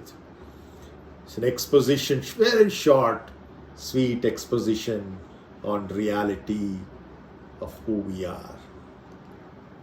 In the Srimad Bhagavad Gita discourse to our confused Rajasic derivative Arjuna, our own principle of attractiveness, or Krishna himself, or rather itself, indicates to us that the Atma can neither be cut by any solid weapon, burnt by any energetic fire, wetted by any watery liquid, or dried by any gaseous airy wind. You see? All the Panchabhutas are brought in there. Solid weapon cannot cut us. Energetic fire cannot burn us. Watery liquid cannot wet us. Gaseous airy wind cannot dry us. Essentially remaining unscathed by the Panchabhutas, which are all by their very nature restricted to the physical realm of our body and have absolutely no impact on the metaphysical realm of our real nature or identity as the Atma. Specifically, Krishna tells Arjuna, Nainam chindanti shastrani, nainam dahati pavakaha, nachainam kledayantyapo, na shoshayati marutaha. In chapter 2, shloka 23 of the Srimad Bhagavad Gita. We, the Atma, should not be misled by the apparent indolence of our everythingness at Vishnu. He may look to be a Pallikonda, Ananta Padmanabha, Sri Ranganatha lying down, but don't be fooled by the apparent indolence. It is restfulness, but not lethargy, laziness, or tamas. It is in fact Trigunatita state of restful awakening or awakened restfulness, from which the ultimate aspects of maintenance, preservation and sustenance can be carried out most efficiently and effectively. So don't be misled by the apparent indolence of our everythingness, even if its personified form of Sri Ranganatha Ananta Padmanabha Swami Pallikonda predominantly appears to be half asleep on its comfy unity, infinity, zero, or the Ananta Shesha mystic serpent mattress It is not anything akin to our body's conventional sleep over a mattress, but the unifying stillness of our entire body, mind and intellect toolkit into Yoga Nidra. Union in restfulness with the ultimate conscious Parabrahman, which also happens to be another literal connotation of the word Rama. Yes, Rama means Yoga Nidra, which is traditionally unlike what you expect, right? Rama is always dynamic in action. Well, Yoga Nidra is to render you dynamic in action. It is out of that stillness of Yoga Nidra that the ultimate dynamic activity of the dance of Nataraja is born as well. In the meditation of the Adi Yogi, Adi Guru Dakshinamurti. So, the word Rama, which is traditionally expounded as the one who enthralls or attracts, Ramayati iti Ramaha. In fact, another pioneering one amongst the dozen āzhwārs, Sri Nammalvar, about whom I had penned or rather keyed in a katham.in spiritual blog commemorating his birthday last year, portrays the apparent sleep of our own everythingness beautifully in the stanza Urunguvan pol yog punarnda Olimani Vannan Kannan. Toolkits are in the news for all the wrong reasons in the last few months, but the most sophisticated and useful toolkit consists of our body, mind and intellect, which I often refer to as the BMI toolkit operating from the Mooladhara Swadhisthana Manipura, thanks to Ganesha, Muruga and Ayyappa. So the essence of the pāsuram of Sri Nammalvar that I just recited is that even if the eyes of our own everythingness appear or seem to be closed, it is our BMI toolkit's welfare and upliftment that are constantly in its sankalpa. See there? It's always watching over. The Atma, Paramatma, Parabrahman is watching over the body, mind and intellect. It's for their upliftment. It's constantly in its sankalpa or causal intent. Thus, even if it appears to comply with Vasandima's lullaby 3 months ago, Mannupugal, which is a decade extracted from Sri Kulashekara Perumal's Perumal Tirumoli, another of the āzhwārs, who's a Kshatriya, 4 Brahmins and 1 Kshatriya, and the other 5 are from various different categories or castes or divisions of labor at that point of time. It had not deteriorated and become as pathetic as what it is today. It was done with the right intention of division of labor for efficient working of the society. And you can see that āzhwārs are from all kinds of backgrounds. So it is not just genetic, but karmic, more than from janma, from karma, or kriya rather. So Sri Kulashekara Perumal's Perumal Tirumoli, beginning with Mannupugal Kosaraitan Manivayir Vaitavani, entreaties us to sleep. We, the Atma, are actually always awake. Body can go to sleep, mind can go to sleep, intellect can go to sleep, but prana and Atma never go to sleep. Even prana leaves when there is death, but Atma still remains. Right? So even in Sushupti, prana is still there, the life energy is still taking care of the processes. No body, no mind, intellect, awareness, but prana is going on and on and on, life, breath and energy.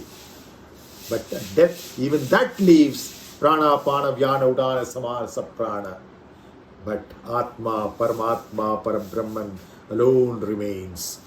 Okay, we the Atma are actually always awake. Thus, tactically and strategically devising innovative MRO, maintenance, repair, and overall schedules encompassing better, faster, and more affordable techniques to recover.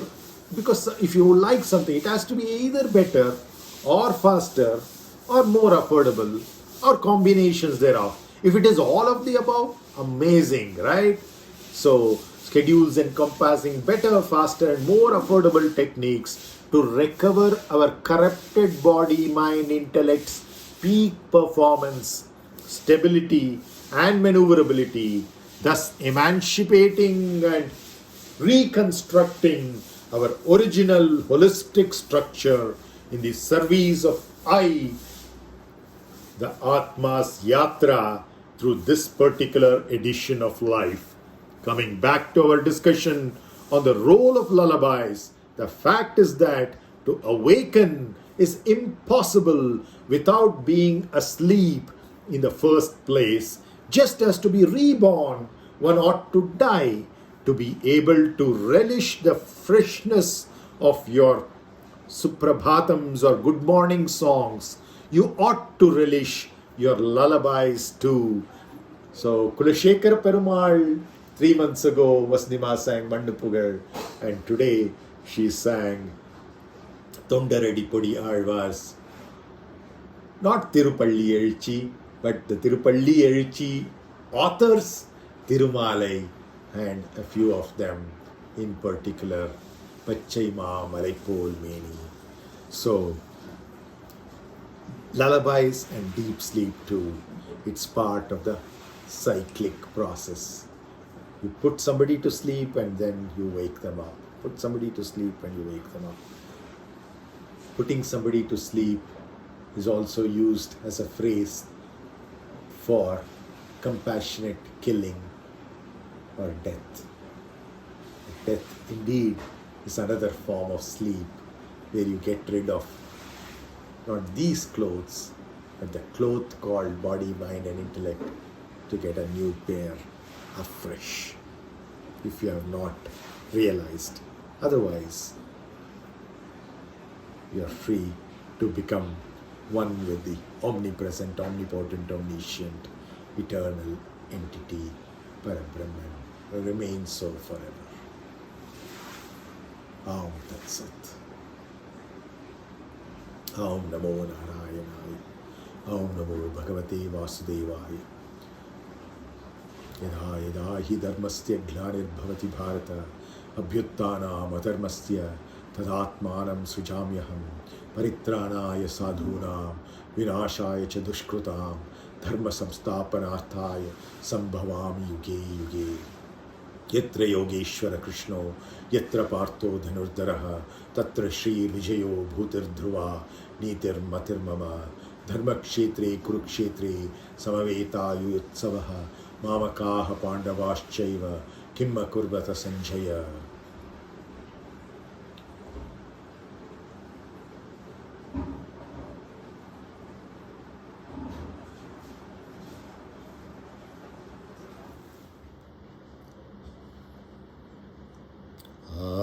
Aum Gam Ganapataye Namaha. Aum Shri Ramarchitaya Namaha.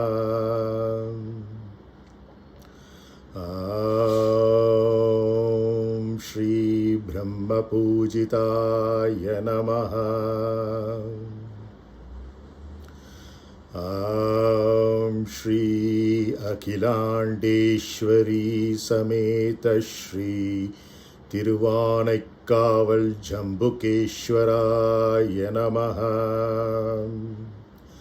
Aum Shri Shri Ranganathanin Ranganayakiye Namo Namaha. Shantakaram Bhujagashayanam Padmanabham Suresham Vishwadharam Gagana Sadrusham Meghavarnam शुभांगं लक्ष्मीकान्तं कमलनयनं योगिभिर्ध्यानगम्यं वन्दे विष्णुं भवभयहरं सर्वलोकैकनाथम्.